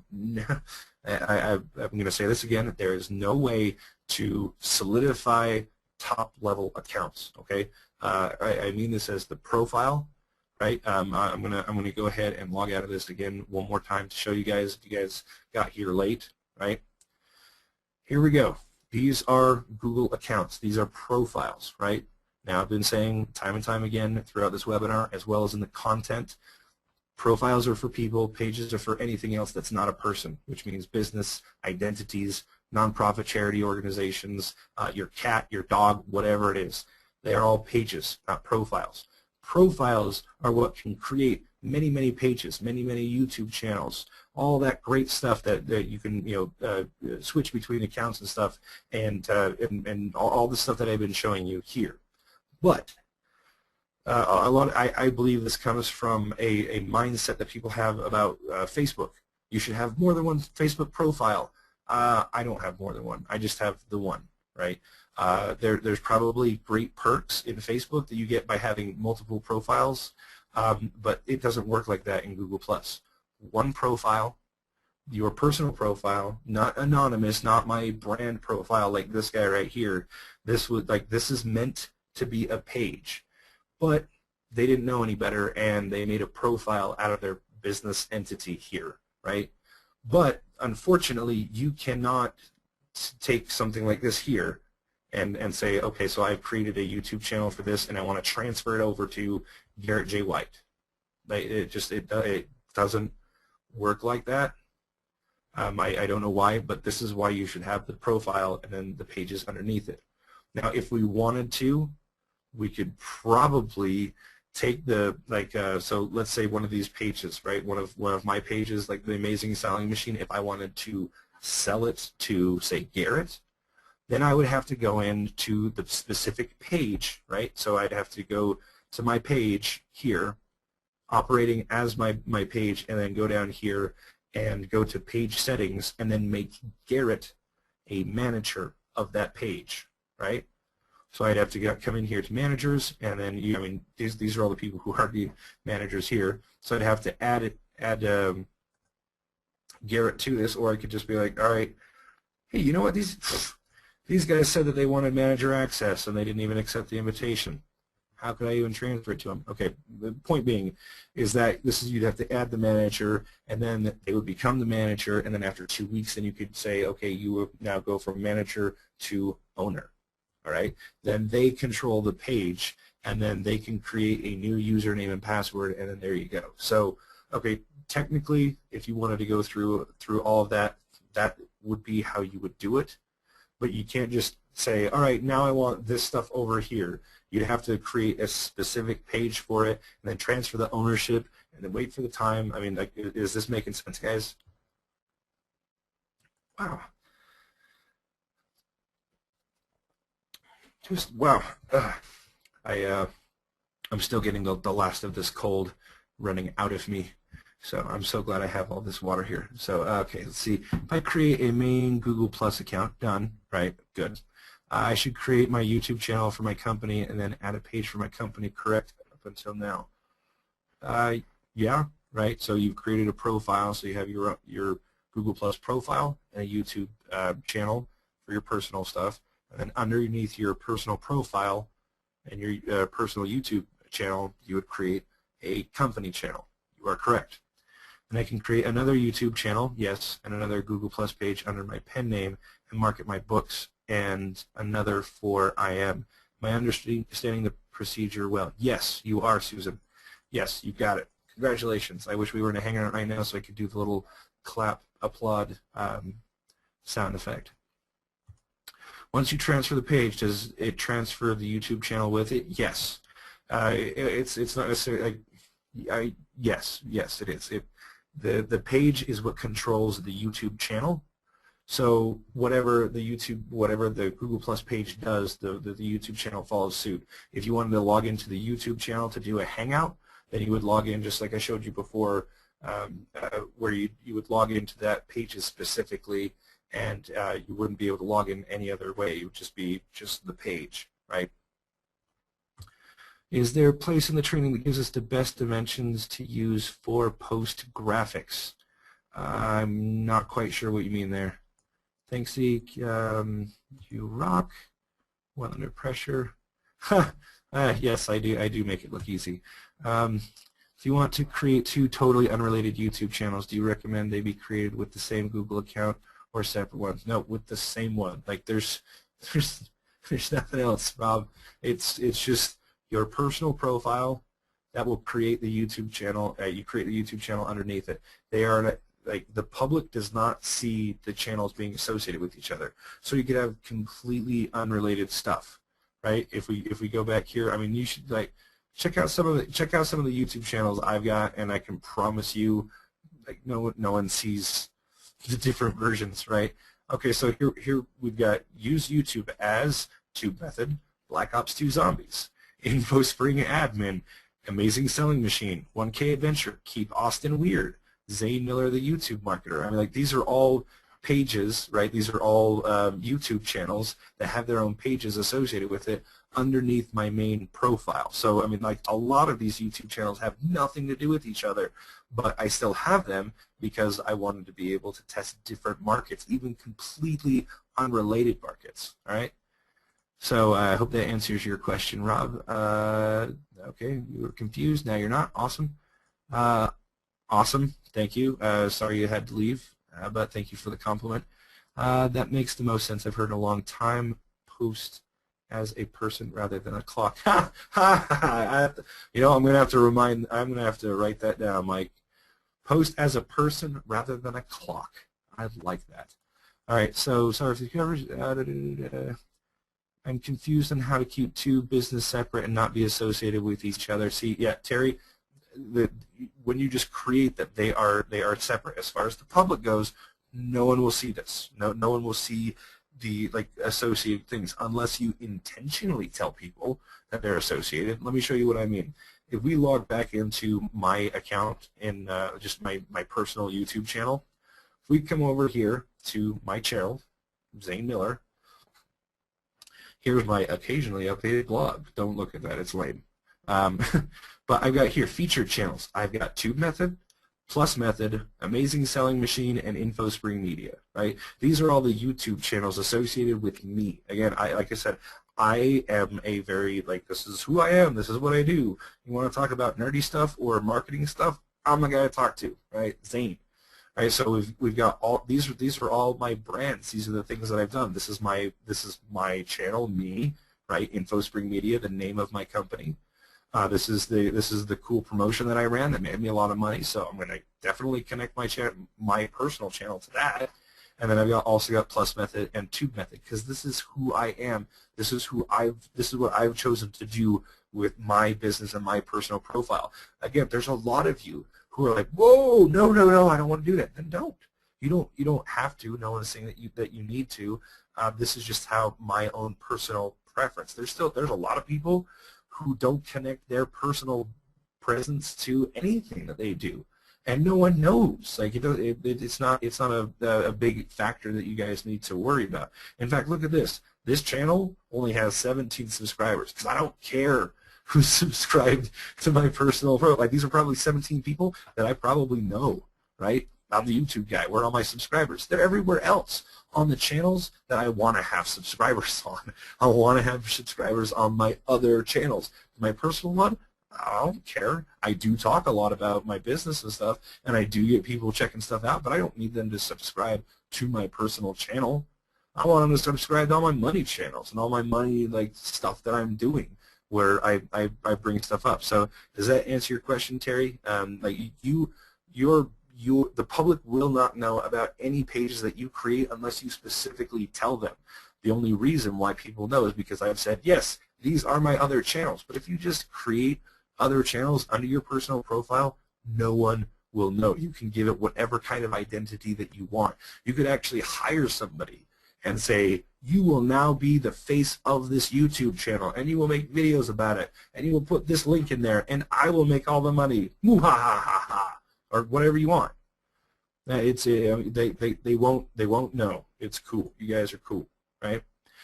So how do you decide with hashtags and how many you use to post or share? Great question, Tony. Hashtags are something that we haven't really discussed a whole lot about. Let me see if I can. Okay, all right. One of the cool things that I think specifically with Google Plus and hashtags, if we click on this hashtag, it says hashtag video. We click on that, and boom, right here, it says hashtag video. Now these are all like the Google Plus has said. All right, here's a list. Like everybody's been talking about hashtag video, right? According to Google Plus, this is what we're thinking is like the best things that people have associated hashtags with. Now, I personally, how I look at hashtags is another way to display tags, right? Like you have tags for a blog post or a YouTube video or anything else. They're digital breadcrumbs, right? So what else is this video or this content about, right? Hashtag this, hashtag that. It's another layer of breadcrumbs, another way to catalog. Let me share something that's a little bit more conducive to what I'm talking about. This is back over here at the Amazing Selling Machine. Again, I can show you what happens, and this is the best way that I know how to teach. Observe and report, learn by doing, teach by doing. So if you scroll down here, right, I did make a public community for the Amazing Selling Machine, but it was one of those things. It was just a test, right? There weren't a whole bunch of people who clamored in. They're like, yeah, I mean, not like Plus Method. There weren't a bunch of people like, yeah, let's talk more about this stuff. It just didn't take, and that's fine. It's not a big deal. I just wanted to have a community, a public community, talking about this because I read somewhere that sometimes posts in communities and posts on pages will show up in the Google search engine. So why not have a public community where my affiliate link could possibly show up in someone's random Google search? Why not? Learning so much. Awesome. Thank you. So moving on. So here's what we've got. So we've got the community. All right. So here's something that I did. One of the hashtags that I made actually like I looked at it more as a keyword, right? I have hashtag amazing selling machine. Now if I click on that, look at the big old list of hashtag amazing selling machine that we've got. If we click on this and dive a little bit further, here's all the posts, right? Now I'm the one who said hashtag amazing selling machine, right? Like no one else is using this hashtag, but other people could, but they didn't. And so when they see this and they go, huh, what's this all about? They're going to see a huge list of all of my videos with my affiliate link in there. So if they watch the video, click on the link, buy the product, bam, right? Again, that's how I made almost 10 grand, was doing this. And the hashtag was just an extra little layer, right? So here's what you want to walk away with when it comes to hashtags. Look at hashtags as another way of cataloging your content and saying this is also what it's about. I would say 3 to 5 hashtags because really the concept of hashtag is new and it's cool and exciting, but you don't want to overdo it. I don't know if you guys ever saw it. It was a thing that it was something I saw. It was a Jimmy Fallon late night skit, and all it was them like putting their 2 fingers together like hashtag. You see, you hear me doing that? Like they would go hashtag this, hashtag that, hashtag, and the joke was that like people were literally saying the words hashtag in their conversations because everybody else was using the concept of hashtags everywhere in social media. Not just Twitter, because that's where it started, but also Facebook and now into Google+. It's just become a part of the culture, is to add hashtags. Now, as a marketer, you want your hashtags to closely resemble keywords as much as possible so that it starts trickling traffic in through the hashtags, right? Because as you can see, it's its own little category, especially on Google+, right? Now, if we did something a little bit more broad, that's specific. Hashtag amazing selling machine, maybe not, could have sworn I had Amazon, one of these. Here we go. Nope, that's just machine, right? All right, well then let's go back up to the search engine. I'll show you what. So we'll do Amazon, right? It's a keyword, guys. It's saying, okay, well here hashtag Amazon. Here's a bunch of stuff about Amazon. Here's a GIF of I don't know if you guys have ever seen this. This is the drone, right? The drone that Amazon's talking about. So this is just like a cool little GIF of like, all right, here's Amazon. They put the thing in the box. It slides down the conveyor belt. This thing flies away. And then it delivers your package. Boom, right? So this is actually something that, come to think of it, all right, I'm already logged into Amazing Selling Machine, and that's a pretty cool gift, and it's related to what I'm talking about.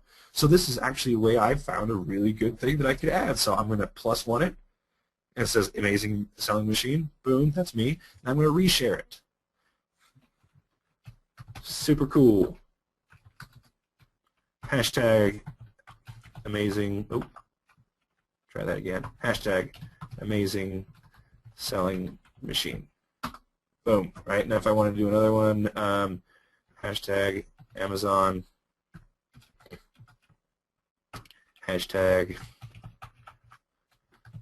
super cool, right? I mean, like, did I need super cool in there? Nah. But I mean, it's a hashtag they can put. So now at this point, right, we've got public. Right, it automatically defaults as public. So anybody who comes across the Amazing Selling Machine page will be able to view it. Or I could say I don't want I don't want the public to see it. I only want my circles. Or I only want the people that I'm following, or only the VIPs, or only the Amazing Selling Machine community. Like, only these people I want to see.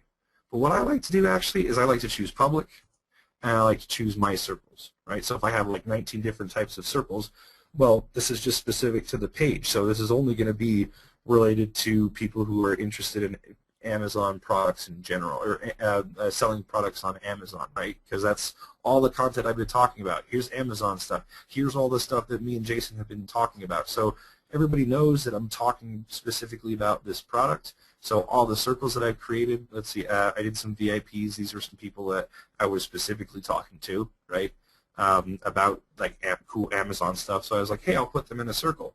And then here were people who were following the page. So I created a circle. Okay, this is the little community that's following my page. And then this is the Amazing Selling Machine community itself, the public one that I created. And those are all the people there. So, all right, this is going to go to the public, and there's going to be a notification to all the people I've interacted with and circled as the Amazing Selling Machine page. I'm going to go ahead and click share. I don't like doing this. It says also send email to your circles because this has a limitation as well. Like if you have more than like 100 or 200, it's just like, no, we're not going to email those people. All right, fine, right? So it doesn't matter. All the people that like are already following me are on Google+, so I'm just going to share it and be happy with this, right? So just like that, I mean, like in the middle of a webinar, I found a great thing to post for my Amazing Selling Machine page. Is it something that I'm promoting right this second? No, but it's a part of my brand. It's been making me money, so yeah, here's a little bit extra stuff, right? I mean, it's you know, how I personally like to do it. It's a little bit more free form. You don't have to be a clock, but if you want something a little bit more structured, all right, cool. Then part of your day needs to be dedicated to your personal stuff, and part of your day needs to be dedicated to your business. Again, these are decisions that you as a business need to make yourself. I mean, like there's a lot of decisions that you need to make yourself, and shouldn't be relying on too many other people. But if you do, if you desperately need that feedback, then go to the community and talk to us, and then make a decision and then act. Don't get caught up in the conversation. Just act, right? I couldn't have made any of this money if I didn't act, right? I have to do something so I can show you guys some stuff, right? So learning so much. Awesome. Good. Could you move pages from a second profile by making it your first profile, a manager, and then after 2 weeks? Yeah, I mean, you can't merge profiles together, but you could say this page now belongs to this profile. We could, you know, it could go through like that. I don't see why it wouldn't, but it's a kind of a long, drawn-out process that just doesn't, you know, instantly move from one place to the other. So you will have to jump through some hoops, but it looks like it's feasible. Are all the videos on YouTube fair game, or do you have to get permission? I'm not quite sure what that means. All the videos that I have on my YouTube channels are because I pointed a camera at somebody and said, I'm going to put my affiliate link in these videos, and you're going to make some extra money, and so am I. So I already got permission from it. In fact, most of the time, they're like, no. And keep this in mind, guys. There are people who are so petrified of doing anything with their YouTube channel or Google+, they'll just give you their login information. Go, just do it for me, all right? Like I said, that's why I'm, all right, Garrett, I get half of anything that comes through the YouTube channel. And he's like, okay. All right, that's where the majority of your people are coming through. Fine, no problem. I'm not going to turn down your money. So as far as like, do you have to get permission?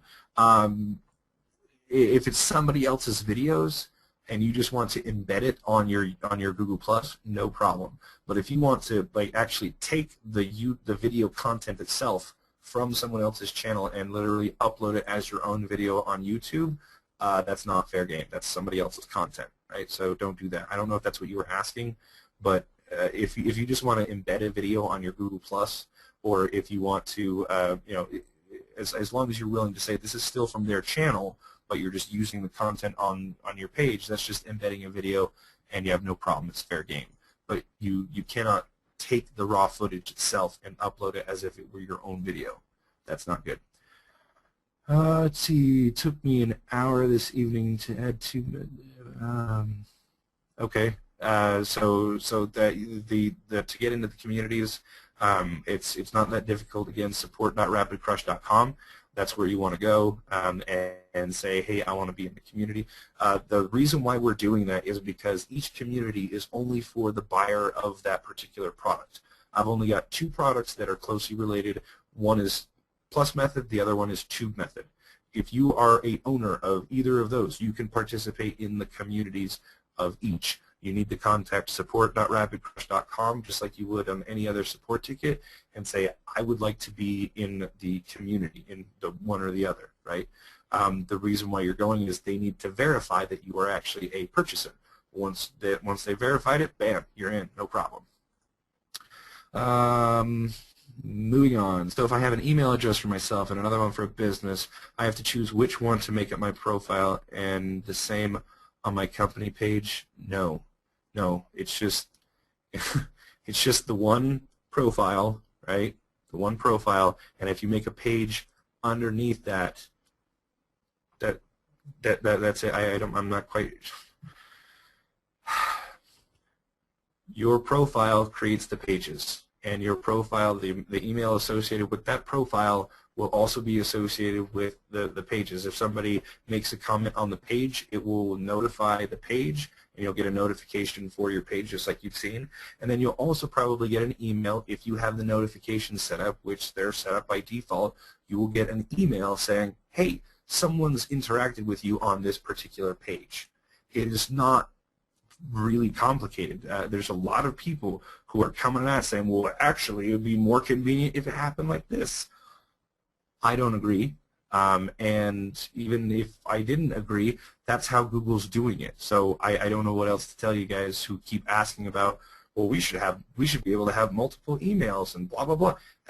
Sorry guys, I'm the tour guide.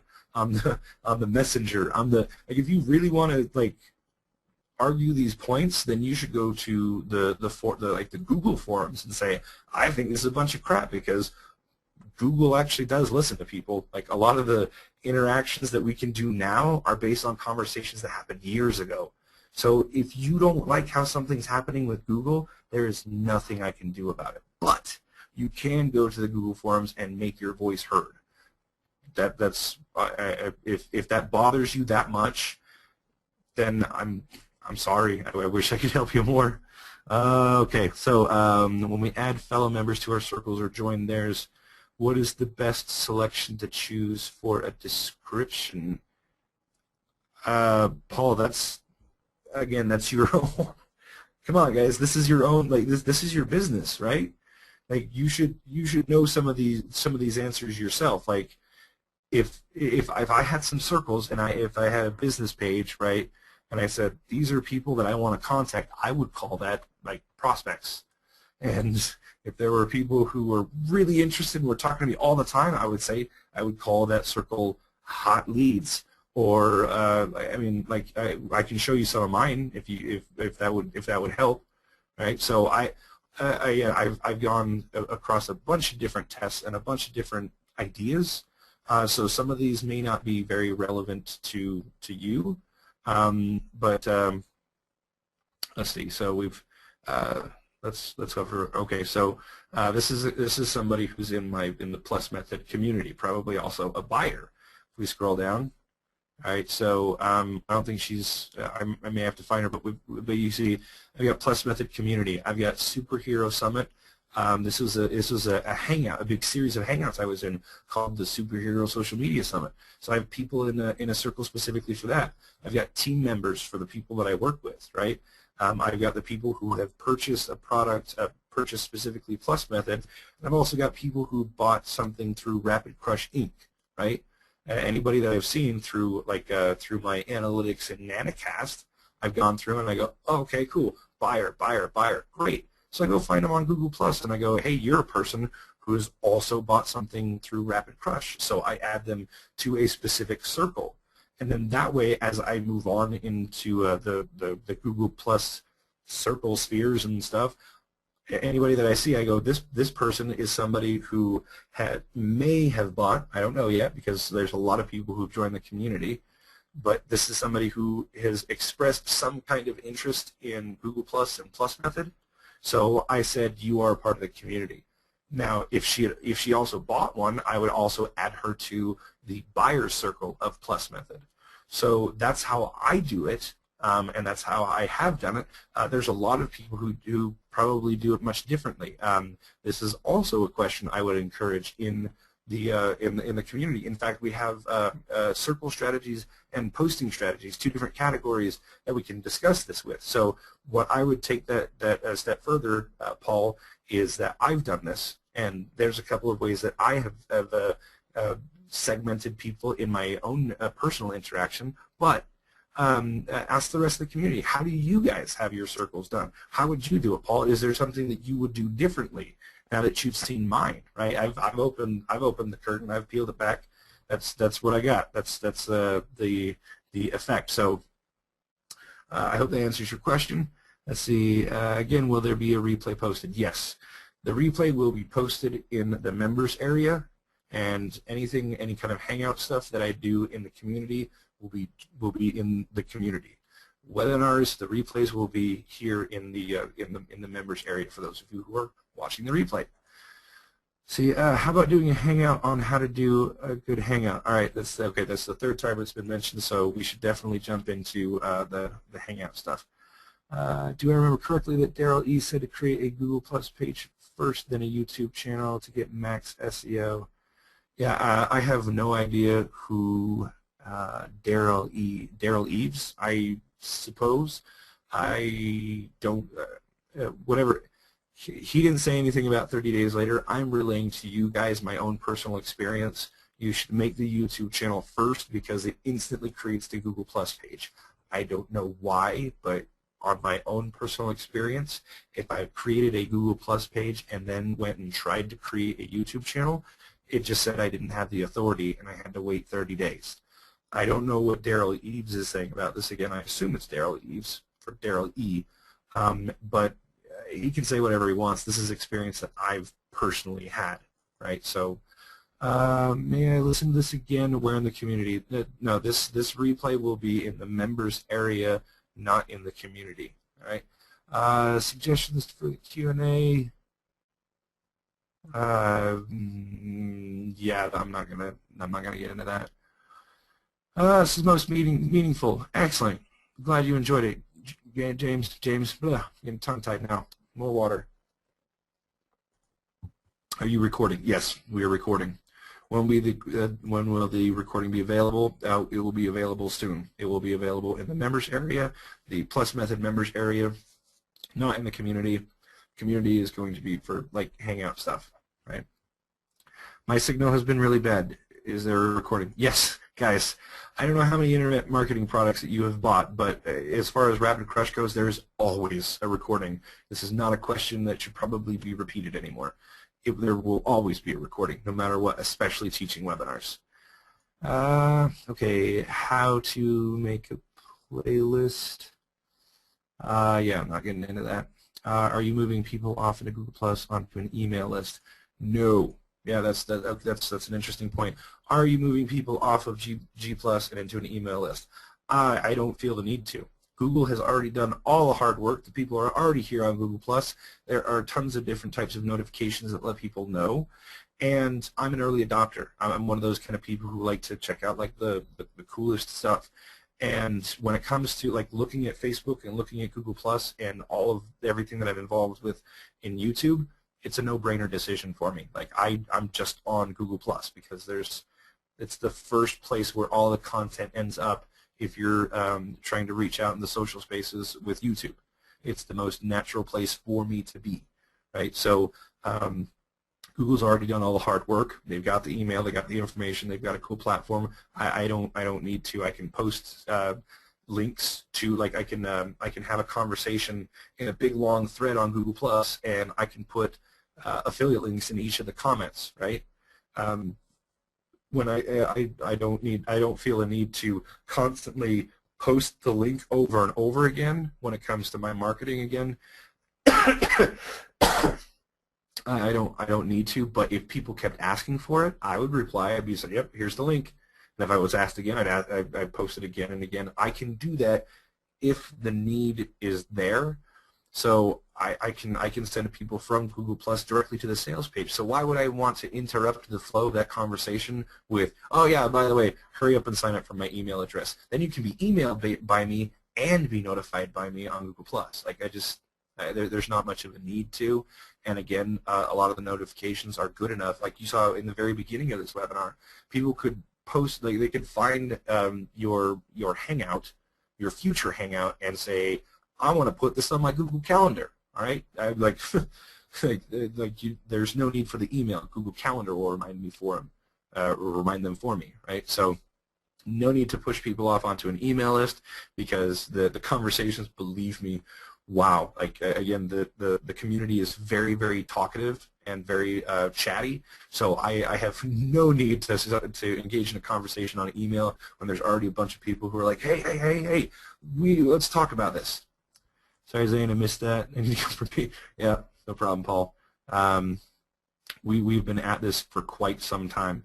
How do I check? How do I check if I have the vanity page? I meet the requirements, but doesn't have a green banner to request me. If you don't have the button, you probably already did it. If you again, there's go back through the videos, James, because I already explained this in the webinar.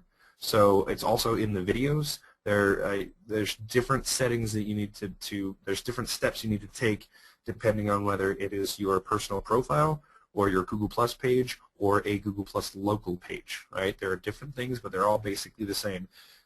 Show Google that you are associated in some way with this website, right? Ask me so I can tell everyone, Eleanor. Let's see. Yes.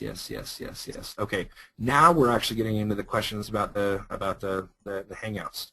Wow, there was a lot of questions. Whew. Guys, we've been at this for a while. Another great webinar, and you catch some Z's. Gotcha. All right, guys. Trying to get through all of these. How can I be sure not to accidentally post? I don't know how to help you, man. Like how do you make sure you don't accidentally post to circles that contain personal contacts? It's really hard to like you have to choose the circle, or you have to say like all of my circles, or just one of the circles, or like don't add the circle that has personal contacts. That's all on you, man. Like I don't know how to make sure that you don't accidentally do that. Aside from saying don't accidentally do it, that would be one of those like user error things. So don't do it. If you really don't want to send information about like your business to personal contacts that you don't want to see. Make sure your personal contacts are in one place and your work contacts are in another. Okay, so if you sell the page, then the new personal profile becomes the new email. Not quite sure what you mean. All right, so there's a lot of you who are bailing. I totally understand. Still got like over 100 people here. Let's jump into a Hangout. It's actually very simple now that we've already gone through all this other stuff, right? There are two ways that you can do this, right? You can start a Hangout from Google+. So let's start it from Google+. Whether it's a page or whether it's your personal profile, you can start a live Hangout on air as long as your YouTube account has been verified. All right. So what do I mean by that? Well, let's just jump over to YouTube. I am in the Wake Up Warrior TV Google Plus page, right? So this is a brand and it is not a person. So I'm going to go to YouTube, and this is what I mean about needing your YouTube channel to be verified, right? So if we go to the Pages YouTube channel and go to the Pages Video Manager, we're going to go in the back here into Channel Settings, right? Now, as you can see here, this says Partner Verified, which means that if it is not verified, you'll see a button that you can click that says Verify. When you click that button, all you need to do is put your cell phone number into the field, and Google, YouTube, they will send you a text message to make sure, okay, so this channel is verified by this person's phone number. It's a real legit person, right? Okay, then you are cool. It's basically their way of saying, okay, this is a real person and not a robot trying to create a live event and make our lives hell, right? Because I can't even imagine what kind of crazy spammy software would be created if you didn't need this sort of verification check. That would mean that some software would be able to just start these random live hangouts on air that don't mean anything, that's just meant to like drive traffic and all all the crappy, spammy stuff that people hate and everything that YouTube fights against, right? They want good quality content. So if you want to do a live hangout on air from your personal channel, from your business channel, whatever it is, you need to go into the back end of your YouTube channel, into the channel settings, and click the button that says verified. If it says verified already, you're good to go. You're fine. You don't need anything else, and you can start a hangout, right? But I had to show you guys this because there's a lot of people who are like, I tried to start it and it wouldn't let me. Well, it's because your channel needs to be verified. They want to make sure that you are a real, legit person. Again, this is all verification for Google and YouTube specifically. So you can see that we're verified. If you have this little thing that says partner verified, you're good to go. We can jump back over to Google Plus, and we can go over to the flyout, which I'm sure more of you are getting more and more familiar with. Come down here to Hangouts and click on Hangouts. Now, at this point, you can click on Schedule a Hangout on Air, and what this does, for those of you who are new to the Google Plus game, there are what's called Google Plus events. This is also something that I went over in the video content. You can create an event, and it's basically just like a Facebook event. It's a notification on Facebook, or I keep saying Facebook. There's a notification on Google Plus saying, hey, there is an event happening. Now, it's not meant specifically for Hangouts, but it's like the biggest thing that events are used for. Like, I could create a Google Plus event for my barbecue next week, and all the people could, oh yeah, sure, I'm totally going to be there. And then, if we really wanted to, we could take a bunch of pictures while we're at the event, and those people could upload pictures to that event page, and then everybody could remember how great the event was. Not everybody does that, okay? So for the most part, from what I've seen based on my experience with Google Plus, most of the time an event is just to be like, hey, we're going to do a hangout, and that's what they're there for, right? But they could be used for other things, lots of really cool offline things, but they just don't, right? So after a while, Google was like, all right, we get it. Not everybody's going to use events for their events, so let's just start moving it more towards the hangout thing. So now when you start a hangout in Google Plus, you actually create a Google Plus event. Here's why it's important. The Google Plus events are public items, things that can be found in the search engine of Google. So there's nothing wrong with doing an event, like or creating an event. You can just start. You can say, okay, I'm gonna give this a name. So cool hangout, right? And then you get to give it a description. Now, for those of you who are following along with me in the SEO stuff, have a good title, keyword oriented, right? What would you want to be found for? If someone was searching for the cool, let's say not cool hangout, awesome Amazon hangout, right? And then Amazon selling stuff, come join. Now, I know this is overly simplified. I get this, but this is the point. You want to entice people with your description, with your title. This is also things that Google and YouTube are looking at as far as cataloging and going, all right, this is what this is about. And if anybody searches for something similar to this, we should probably show this to them. All right. Now, this is the thing that I laugh and roll my eyes about when people are like, no, Facebook is better. All right, you really want to go tit for tat? You really want to go toe to toe on these kinds of things? Fine. Google is the search engine that everybody wants to be on. And Google will sometimes, if it's public, Google will sometimes show community posts. Sometimes they'll show Google Plus posts. If it's relevant, that's the point, right? Google won't show Facebook posts. Like, they just don't, right? So they'll show all the Google stuff, and you would have to work really, really hard to get a Facebook anything to show up in the Google search engines unless you were searching specifically for Facebook things, right? This, by creating an event that, my point is, like, the events on Google Plus have a much greater chance of showing up in the search engines than anything on Facebook ever will, ever, right? So if you really want to go toe-to-toe and tit for tat, then fine. Like, from the marketing stance, Google Plus is just way better because I actually have an opportunity to show up in the search engines. Will I show up all the time? Probably not, but it's still way better chance than I'll have of being found on Google with something on Facebook, right? So how you're starting the Hangout right here is exactly how you would do it on Google+. You can also do it through YouTube if you have the YouTube Live feature, which just takes you being active, right? If we go into the uploads, right, these channel settings where I said, hey, this is where you click the button to get verified. See this right down here? Live events. See how I've got a green button here?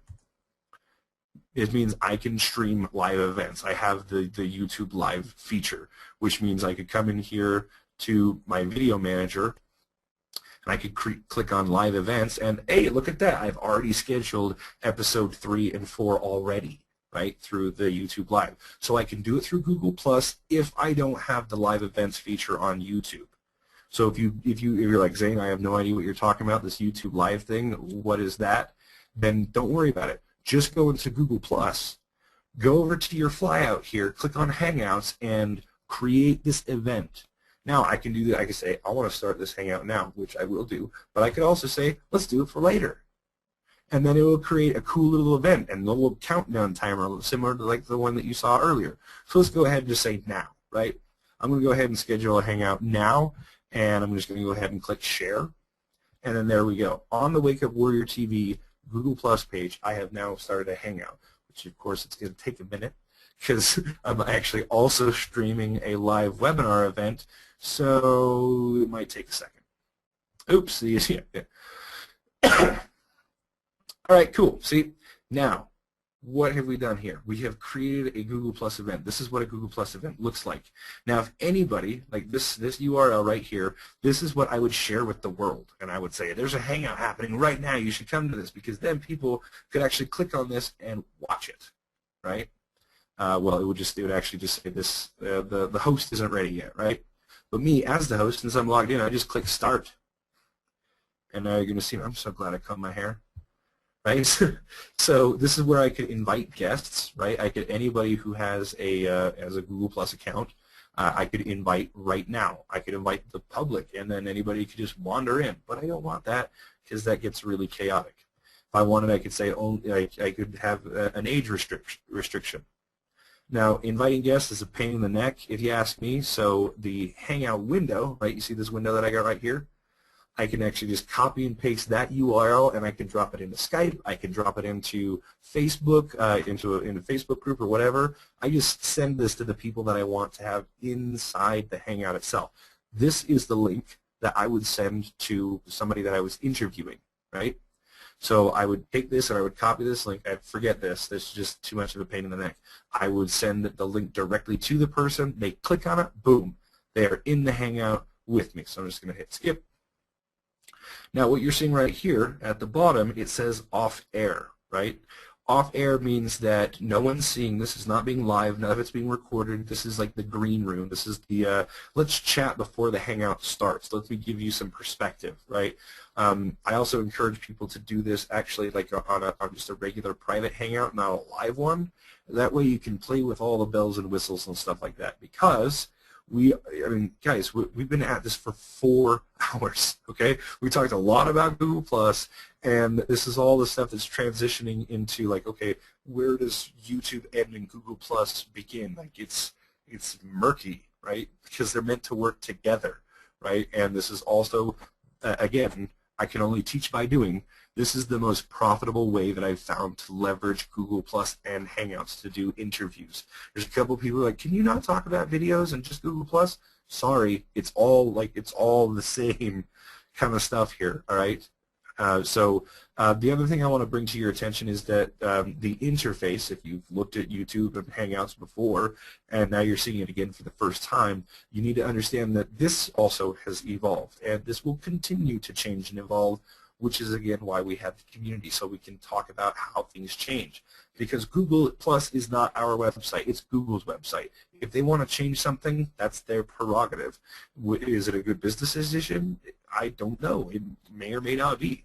But it's not our website, and so what we want to do is capture the attention that's already on these websites and say, hey, if you're more like me, come over to a website that I control. But this is just a facilitator to get people from a large group of people to a small group of people that you can direct yourself, right?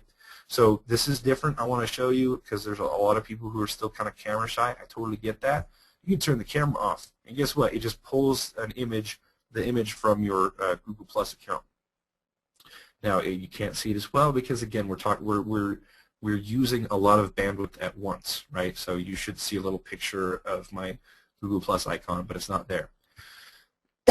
I also encourage people to come in earlier so that they can look at all these different tools, right? We've got a chat box system. We've got screen share. Yes, screen share. I can show you. Well, all right, I can show you, right?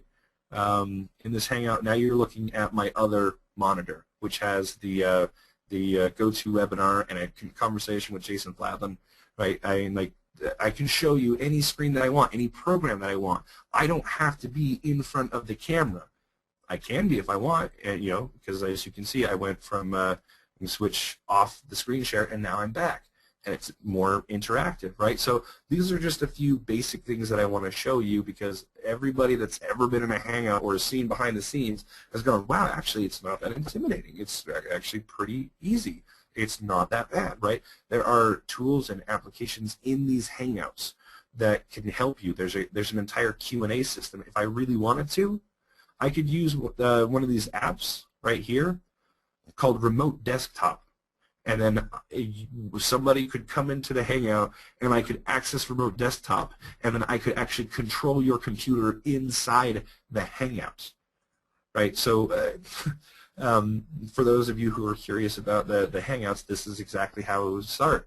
Right now that the Hangout has finished warming up, I could click this button and go live right now on Garrett's Wake Up Warrior TV YouTube channel and start the Hangout, and it would be instantly recording. I could have more people in here, and I could click on you know, right now since it's just me, if I click on this, it's just going to show me. But if there's another person in there and I clicked on that person, then the camera and the live audience and the recording would see that person, and then I could switch back to me, and then the recording and the live audience would see me, and I could go back and forth and actually work as the behind-the-scenes dude, like I was telling you before. I'm going to be the guy who's just going to put a camera in front of your face and hit record, and I'm going to put my affiliate link in here. You do all the talking. Like if they need to, okay, so well, what else do you think about that? Fine. If you don't want to be shown, don't show your face. It's kind of weird though. I'm just saying, one person who's talking and like addressing the camera, and the other person just like, nope, I'm not really here. Don't mind me. Again, like it's at your own threshold of your decisions of how you want to do this, because there was a long time I was doing interviews with people where it was just the audio, all right, and it was just an image of the logo, right? So now we are knee deep into the Hangout stuff. We're 4 hours into this Hangout. I hope you guys are referring to this again. Let's see. I've learned a lot. I'm starting to feel comfortable. Good, good. Sorry you have to leave. No problem. Guys, we've been at this for 4 hours. Do not feel bad. This is all being recorded. You can always come back and review it again later. If my computer doesn't have a camera, can I still do a live Hangout? Yes, you can. If you don't have a camera, like I just turned it off, right? But it'll say, well, there's a problem. You don't have a camera. Doesn't matter. I can turn off my camera and I can still turn on the screen share, right? No, I don't want to show you my notepad, right? Oh, okay, there we go. Perfect. Right, so I turned off my camera, and now I'm showing this software right here. So let me go back to, where's my window? There we go, right? So you can see right now my Hangout window is showing the screen share of this specific window. That's why this is kind of tweaking out a little bit. So let's go ahead and turn that off. Oh, there we go. See? So now, so this it just shows the picture of the Google Plus icon, right? So if I turn the camera back on, it's turning that on. Come on, let's go. All right, whatever. Now it wants to misbehave because the. All right, so it's a good, better idea to back out of the Hangout because again, it's requiring a lot of bandwidth in order to run both of these. This is why you should never ever do a Hangout and a webinar at the same time. Okay, so one or the other. Let me make sure. Let me just before I turn this off. So yeah, you're good. You don't need a camera. Does the course tell us how to hook up a camera? You just plug it in, man. Like it's not that hard. You plug it in, and when you turn on the Hangouts, then it says accessing camera. Right here in the settings, it's those are your options. Right, it connects to it automatically. If you have any problems, then you gotta ask. You gotta go to the Google forums and ask what's up. But I mean, it's not a thing really. Like, just join the webinar. Okay, Peggy. Then we've been at this for 4 hours. So if you just joined the webinar, sorry. Like your question is addressed numerous times earlier in the webinar. It will be recorded. I promise you guys, if you ever watch another Rapid Crush webinar, they were always recorded. They're always recorded. They're always recorded. So don't worry about it. So I need to have slides or content to show if no camera. Yeah, if you don't have a camera, you need to have them see something, right? So yes, you should have the slides, just like anything else, any other presentation. Either they're going to want to look at your talking head, or they're going to want to look at something else. But I've done plenty of Hangouts or plenty of videos where it was just a picture of the product and the two of us just chatting. All right, so it's not the end of the world, but if you want to have more interaction, you need to give people more things to look at. Okay, no, not doing that. All right, doesn't look like we've got anything more specific there. Listen, guys, I have a course specifically about YouTube and Hangouts and things like that. I wanted to show you an introductory look at how Hangouts work. There's a huge majority of you who actually have both, and many of you who have actually admitted that you haven't actually gone through the content. So I encourage you to go through all the content that you have first, and then join the communities and talk about those. The Google Plus community, the Plus Method community is skewed more towards Google Plus things, right? Because it's Plus Method, whereas like the YouTube stuff is all in the Tube Method, right? So there isn't any training about how to do like multiple Hangouts and get a bunch of people inside and stuff like that. This is just some introductory stuff I wanted to show you because it has to do with Google Plus and all the things that can be done. If you want more training about that, there is a whole other course just about it that we can dig into, more specific to YouTube and Hangouts. Does that make sense, guys? Okay, yes, good. Paul, can you recommend a good inexpensive camera? Okay, the one that you saw is called the Logitech C920. I strongly recommend that. It's less than $100. It has all the any possible HD benefits that you may want. It's everything that you need. The lowest price camera that I would be able to recommend would be pretty much anything Logitech. They've got webcams that are like $30 or $40. I like the C920 because it actually processes some of the live streaming video through the camera itself, so there's not as much workload on my computer. So again, that's the Logitech C920. Yes, you are correct, Paul. Woo. Okay, we have gone through all of the excuse me. We've gone through all of the questions. I told you guys that we'd go through. It's been 4 hours. There's a lot of stuff that we can talk about, but again, I think you guys have grasped the concept that if you have more questions, we should be discussing it in the community. There will be, looks like some more webinars that were scheduled out for me in February and then again in March. I don't mind doing it because there's always going to be new things that Google's going to throw at us. So no problem. There's going to be more new stuff. There was a bunch of stuff that I went through in the first webinar. I didn't go nearly as long as this one, but there's so much that's merging together that kind of can't really go through all of it in just like an hour and a half. Let's see. Take a break. Oh yeah, that's right. No, you're absolutely right, Jerry. It's only been 3 hours. I'm looking at this because it said 12 p.m. PST, and I'm in Mountain Time, and so it started at 1. Okay, so 3 hours. It's still, don't get me wrong, that's still a long time. You guys are troopers for sticking around. But I want to make sure you guys got good value out of this. Again, I do go more into way more detail in the tube method stuff. That's like my main focus has been all about YouTube. But you need to know that like everything on YouTube is dumping out onto Google Plus. So I had to show you more stuff with YouTube, or else the Google Plus stuff wouldn't make sense. If you want to go deeper and explore that conversation more, then you really should be on like the tube method side of things, right? But there's just still so much content on both of them. You just got to kind of plow through. Well, thank you for sticking around, Terry. I wouldn't be here if you guys weren't interested in this content. So, had to cut out for an hour. Totally understandable. Hey, especially if it's for a client meeting, that means you are working, you are actively pursuing these business ideas. So I commend you for that.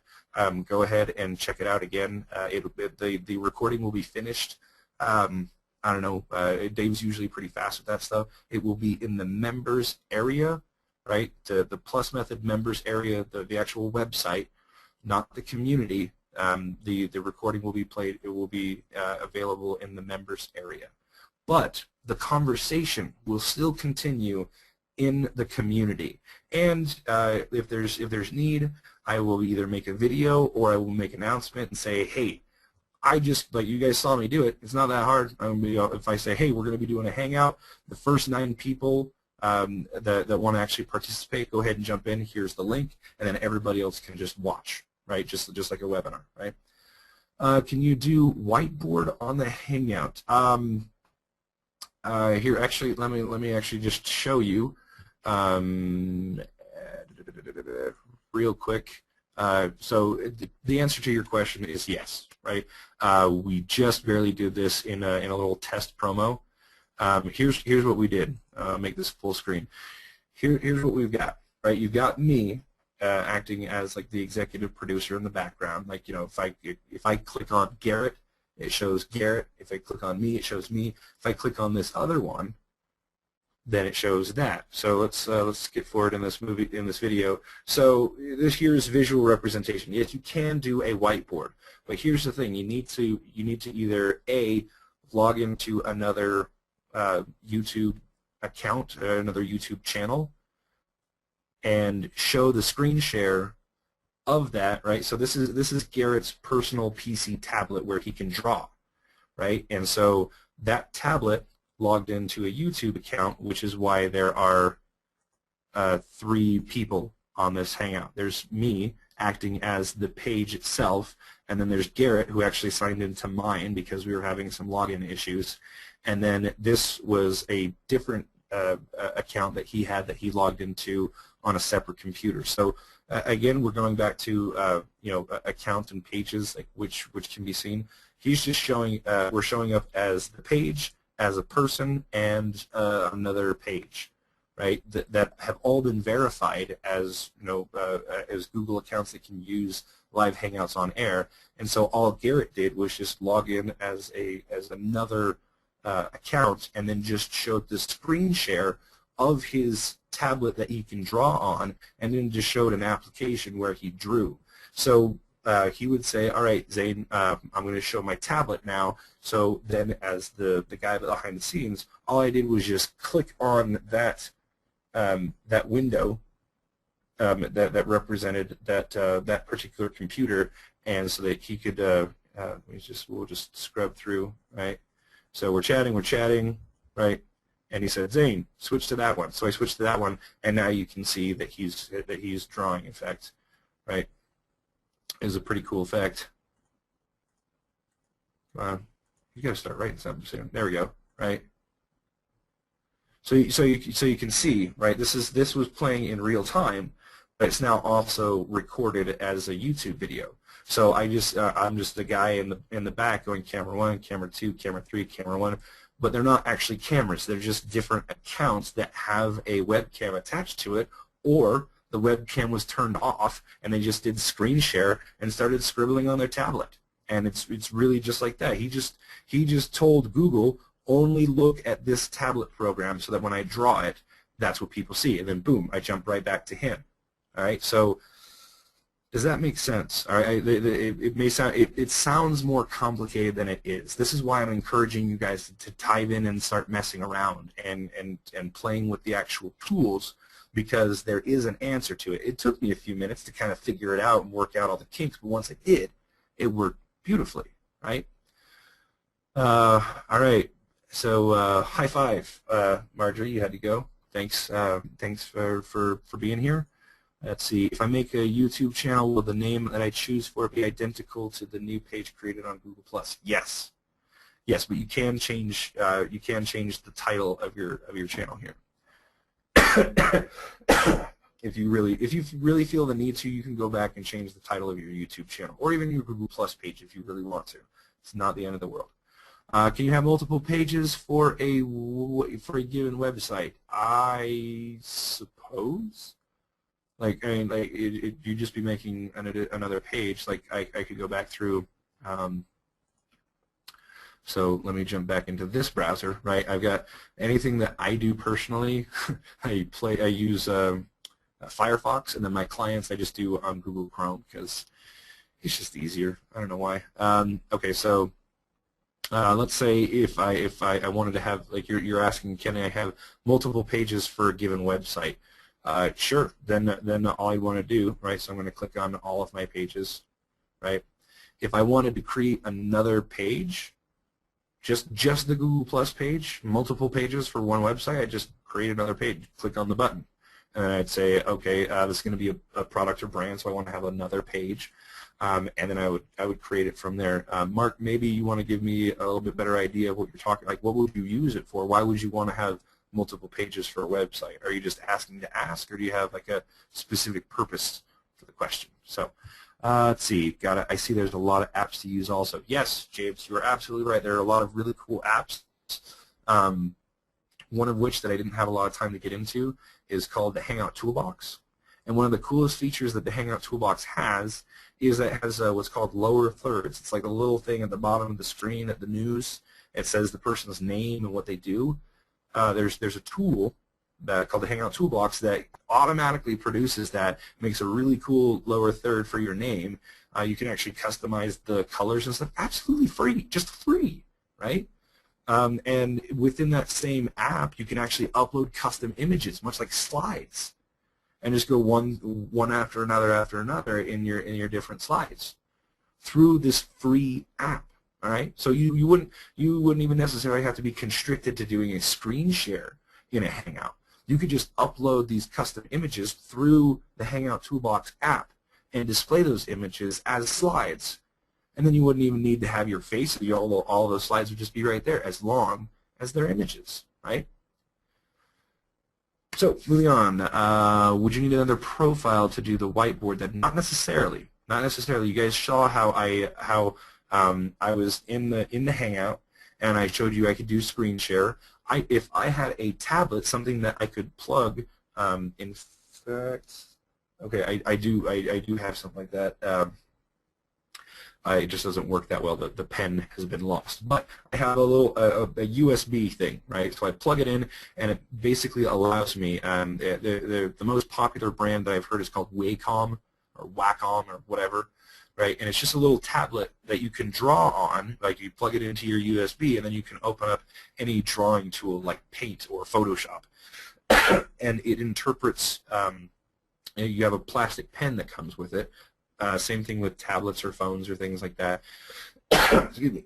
And you could just open up the document that's on there, right, on your desktop, and share that screen as long as you have the tools to show it. So no, you wouldn't necessarily have to have another account, but the reason why I had 3 different accounts, honestly, was because Garrett had a hard time doing the whole screen share thing by himself.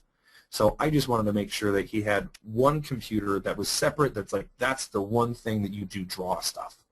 And then you can look at the camera and just deal with that, right? Like, again, the reason why I was there was because he didn't know how any of the Hangout stuff worked. I did. So I said, listen, just log in here, show the screen share on this one, and you'll be on this one, and then I will control who sees what. And he went, okay.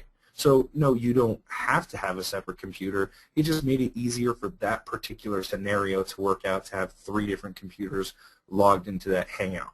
I can see in retrospect that that takes a while to explain, but for you guys, for your guys' benefit, but that's how it worked, right? So you don't necessarily need it. That was just the most convenient thing that I did. Will there be an affiliate program to sell Plus Method and Tube Method? Yes, absolutely, yes. In fact, let me just I'll take the time and show you right here. It's always available for both Tube Method and Plus Method. That's one of the greatest things about working with Rapid Crush in the first place, is because these guys already have the infrastructure, right? So you know what? Actually, Dave, if you're still here, can you put in the chat the link to the Rapid Crush affiliate linky stuff? If not, guys, I will happily post that in the community. I don't expect anybody to run out and start selling my stuff, but if you want to, by all means, I will help you, right? So to answer your question, it's through Nanocast. It's Rapid Crush. If you are signed up for any of Rapid Crush's products, you are actually also available to sell Tube Method and Plus Method right now. So let's see. So we're saying put in the, okay, all right, yeah, there we go. All right. No, I just got a message from Dave. He says put it in the community. Details page still need to be created. So for more of the people, like we just send out the links. Anybody who wants to, we send it directly to them. But we can create a page specifically for you guys who are like, hoorah, let's do this, and I will post that in the community. So Dave's all about it. You're the man, Dave. All right. So can you spell that? Can you? I assume like Rapid Crush. Right? Like,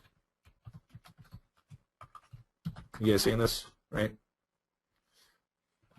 And then also Nanocast. Don't worry about it, guys, because also, like I said, I will be making a post specifically in the community. If you are wondering what's going on with the community or how to get in, go to support.rapidcrush.com.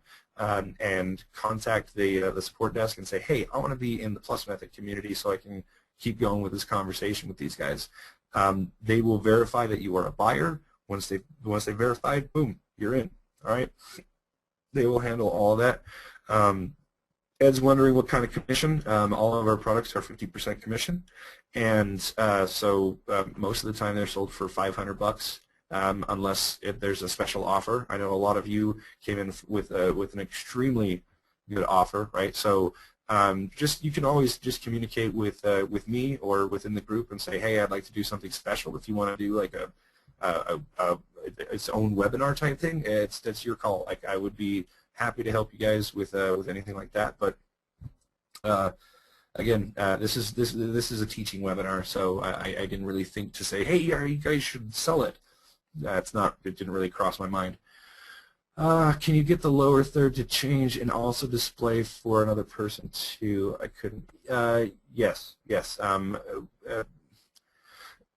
Terry's asking, does the app, can you change what the lower third looks like? Yes, you can. It's in the app.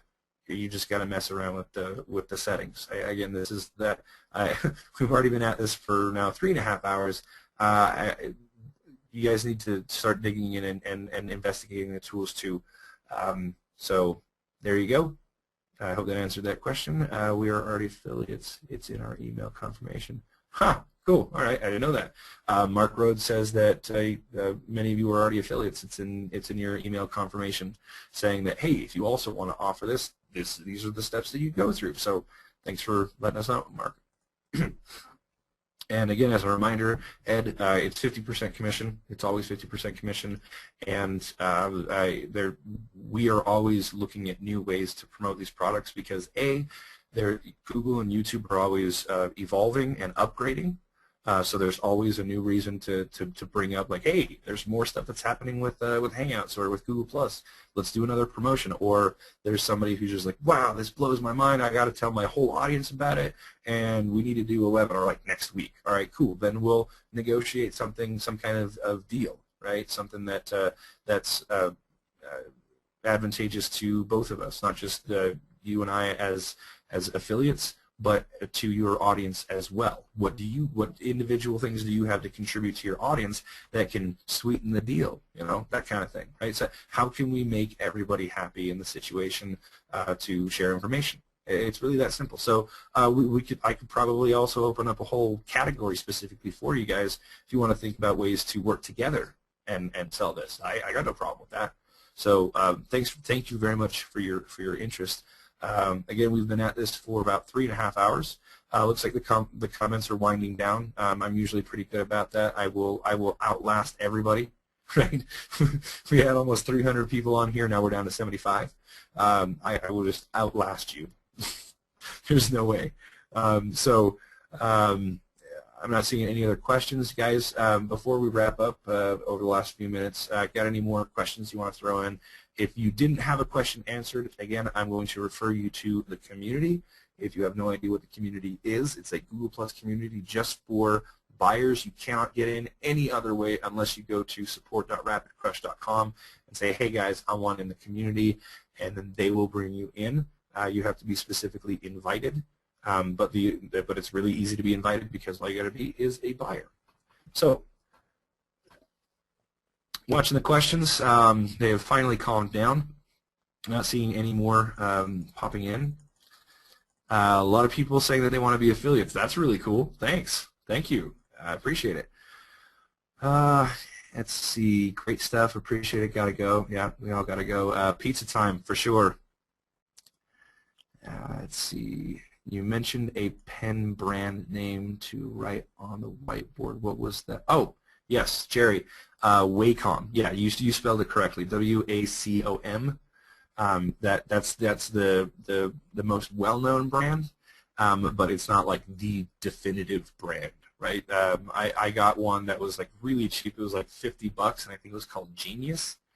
But those, I will tell you right now, all the reviews that I've read on Amazon, it's either hit or miss. I was lucky. I've had that thing for like 3 years, and the only reason why I don't use it is because I can't find the pen stylus thing to go with it. But it's like $50, and either it works phenomenally great or it's a piece of crap. So best of luck with that. Genius was what I was using, but Wacom is the brand. And let's see. I dare you have another webinar at 7 p.m. Oh, Suzanne, you're hilarious.